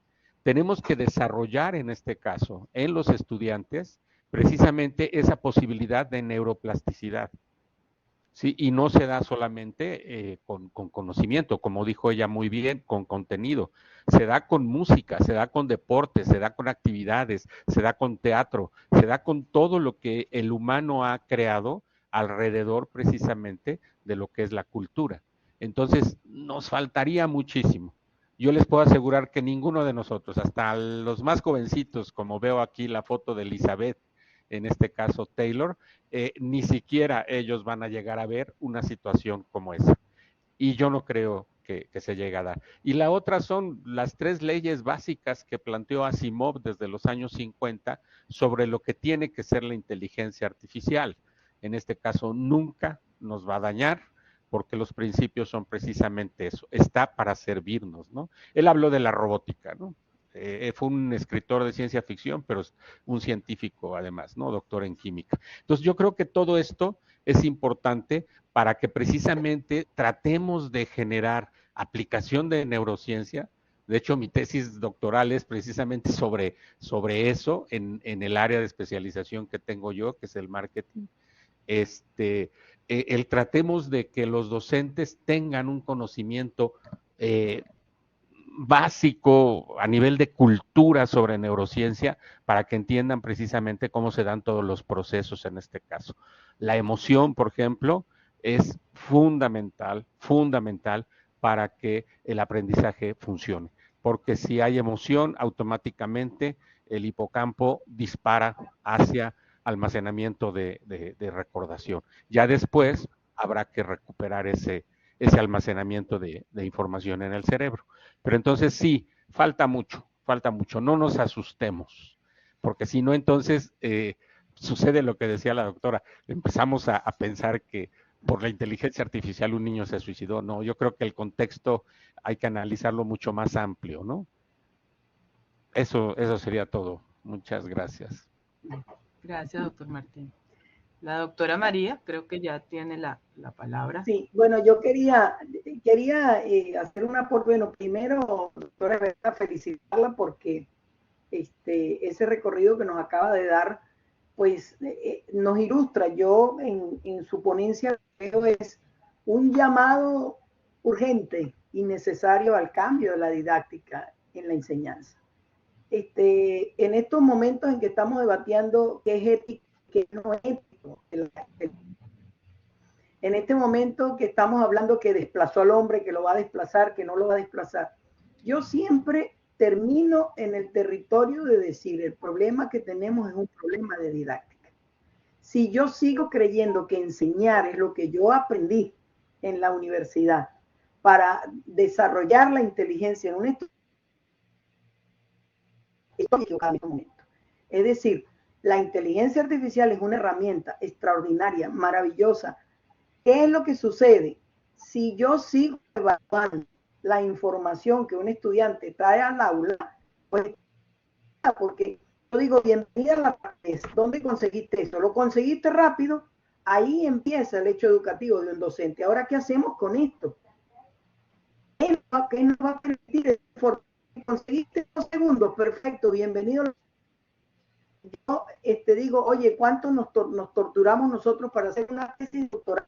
Cajas y libros, y ahorita yo puedo hacer el análisis en segundos, y eso es maravilloso, eso es extraordinario.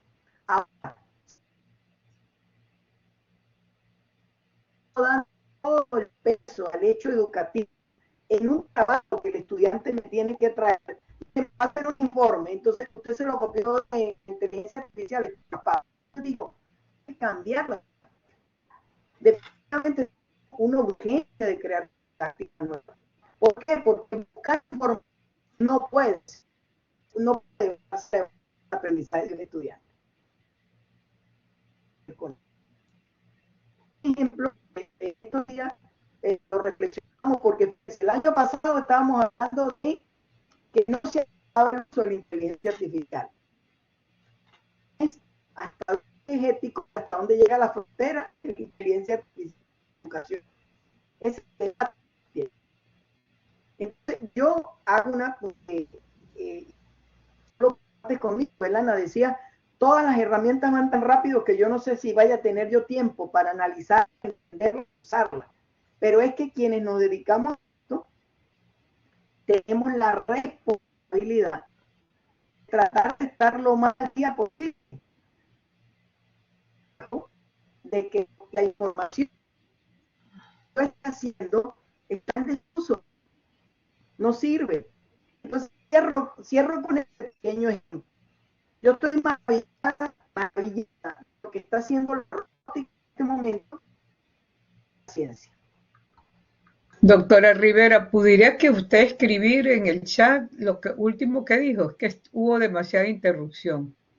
Sí, es que tienes la señal muy bajita, María Eugenia. Si apaga la cámara, a lo mejor sí funciona mejor la señal.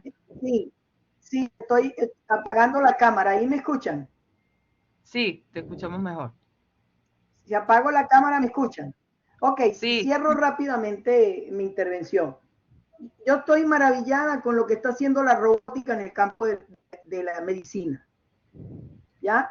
Ahorita te pueden operar con robótica, pero es que lo extraordinario es, obvio, el doctor que opera con robótica tiene todo el conocimiento, pero la máquina que han inventado, hay un robot extraordinario que es Da Vinci, que está haciendo 1000 cosas en los Estados Unidos, operaciones, es que es tan preciso que aunque falle el pulso, el robot no le va a permitir que se pase lo que tiene que hacer. Y eso es bienvenido. Ahora, somos los docentes quienes tenemos que entender que la dinámica se está y que somos nosotros los llamados a cambiar la didáctica, lo que estamos enseñando, a darle valor realmente a lo que tiene valor. Esa era lo que yo quería compartir. Gracias. César. Sí, doctora, es Lana. Ay, perdón. Nada más felicitarla, perdón. Felicitarla. Me encantó la presentación. Muchas gracias. Muchas gracias viniendo de usted, doctor Martín. Bueno.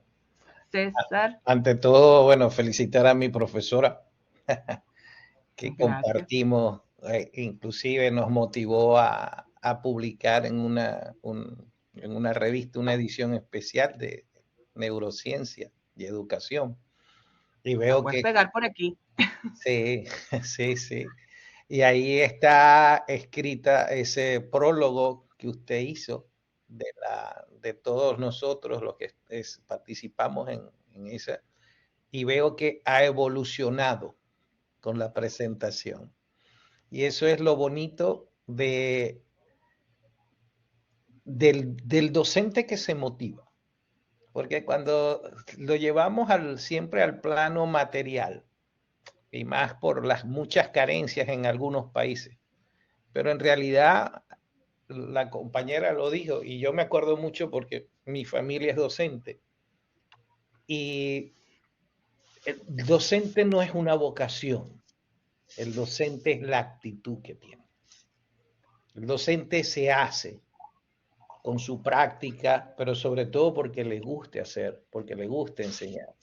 Conocemos muchos casos de docentes, de profesores en primaria que les han marcado la vida. Y es por lo que estaba comentando la misma profesora, que inclusive el profesor Martín. Las emociones, el hipocampo, hoy por hoy que tenemos esa gran sabiduría, ese activo tan grande que es el conocimiento a través de la inteligencia artificial. Porque la inteligencia artificial ya no es una herramienta, ya es un activo de la humanidad. Entonces, ese es un activo que tenemos que aprender a usar. Obviamente, el concepto de uso, si lo llevamos bien hecho, es todo lo que nos permite evolucionar, todo lo que nos permite compartir. Pero cuando hablamos del abuso, es cuando ya empezamos con los extremos y nos vamos a la matemática. Y si nos vamos a la campana de Gauss, decimos un 90% de la gente lo va a usar bien, un 5% lo va a usar de una manera tan extrema que crean Da Vinci, GPT y todo ese poco de herramientas que tenemos que utilizar, ese 90%, pero hay un extremo que lastimosamente como seres humanos nos corrompemos en pensamiento y no lo usamos éticamente. Entonces, eso es algo que siempre va a estar presente. Llámese hoy inteligencia artificial o como se llame a futuro. Porque al final las tecnologías emergentes que nos vienen hoy día, y si ustedes agarran Geopolitics y todas estas, vamos a llamar así, Gallup encuestadoras que publican esas líneas del tiempo, en los últimos 24 años, la evolución tecnológica ha sido tan grande que hoy por hoy, no solamente las 150 apps, sino si quieren ver la última adaptación que sacaron de la escala de Bloomberg sobre la IA, donde están todas esas nuevas tecnologías, eso se nos va a ir de la mano. Menos mal que hoy podemos administrar a través de la IA que nos dé las mejores herramientas. Dame las 10 mejores herramientas más efectivas, evaluadas, certificadas para el uso en la pedagogía, en el e-learning, en la nivel universitario, a nivel de organizaciones. Ese activo que hoy tenemos en la mano, la única manera de poder sacarle provecho es con la sapiencia humana. Y como dijo Angela Merkel para cerrar hace muchos años atrás, que por qué en Alemania los maestros y los profesores ganaban más que los ingenieros, porque son los docentes los que forman a todas las carreras. Entonces, esa es una realidad. Mientras nosotros no pongamos la educación a un nivel que se merece, la evolución y las quejas de la motivación seguirán siendo. Pero la herramienta ya no existe, ahora es un activo. Todos somos dueños de la información. Y fíjense, cuando hablan que la inteligencia artificial nos puede sustituir, el ser humano es insustituible. Eso es lo primero que tenemos que tener en cuenta. Ningún ser humano es una réplica de otro, salvo que sea un gemelo, homocigoto, o sea, que tenga la misma carga genética. Ese es en el único caso que existe. Porque ni siquiera hemos llegado a la clonación. En el momento que lleguemos a la clonación de los seres humanos, veremos si nos comportamos iguales o no, mi clon o no. Lo que sí es verdad es que el clon que yo creo a nivel de inteligencia artificial, cuando creo un perfil, porque hoy por hoy podemos crear un perfil, podemos crear el avatar, lo perfecciono es con mi programación. Como la visión que yo tengo es la visión como él me va a dar la respuesta, como él va a interactuar. Entonces, ya ese activo, y como lo dice el filósofo e historiador Hamari en su libro Nexus, la información es verdad, pero la verdad tiene dos conceptos: poder y sabiduría. En esta era de la información, la inteligencia artificial me da dos cosas fundamentales: poder y sabiduría. Y eso es importante que lo vamos teniendo. Y es lo más bonito que tenemos hoy día y lo estamos aprendiendo en este SUGI todos los miércoles cada vez que llegan estos temas tan interesantes. Así que gracias, profesora, por su intervención y la felicito. Y feliz cumpleaños. Gracias. Sí, me va a agarrar el cumpleaños aquí. Mauro. Muchísimas gracias, doctora. Doctora Esbelana, de verdad, muchísimas gracias. Nos encantó tenerla aquí con nosotros esta noche. Como siempre, es un placer para nosotros que nos acompañen los docentes de VIU, desde Student Care. Estamos aquí al servicio de los estudiantes. Si desean ver la grabación, mañana nos pueden pedir por WhatsApp o por email la grabación y con muchísimo gusto se la podemos hacer llegar. Doctora, muchísimas gracias, súper agradecidos por toda su colaboración y darnos tan buenos conocimientos. Agradecido, doctora. Gracias a ustedes de verdad por la invitación y a los 133 que estuvieron aquí pegados.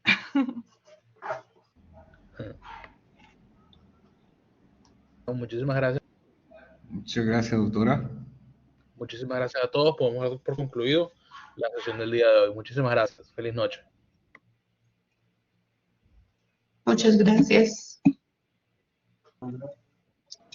Buenas noches, muchas gracias, doctora. Muchas gracias y felicidades. Gracias. Gusto escucharles. Igual. Felicidades, doctora. Feliz cumpleaños. Muchas gracias. Felicidades, doctora. Fabián de este lado, aquí al lado de Tomasini, estábamos escuchando. Muchas felicidades. Que Dios le dé muchos años. Si estaba uno, estaba el otro. Así es, doctora, eso es así. Muchas felicidades y que Dios le dé muchos años, mucho. Amén. Muchas bendiciones. Maestra, un placer y gracias por su enseñanza que nos pudo brindar y a los compañeros que pudieron compartir con nosotros. Que pasen una feliz noche. Muchas bendiciones, profesora, larga vida. Amén. Excelente todo, muchas gracias y muy buenas noches a todos.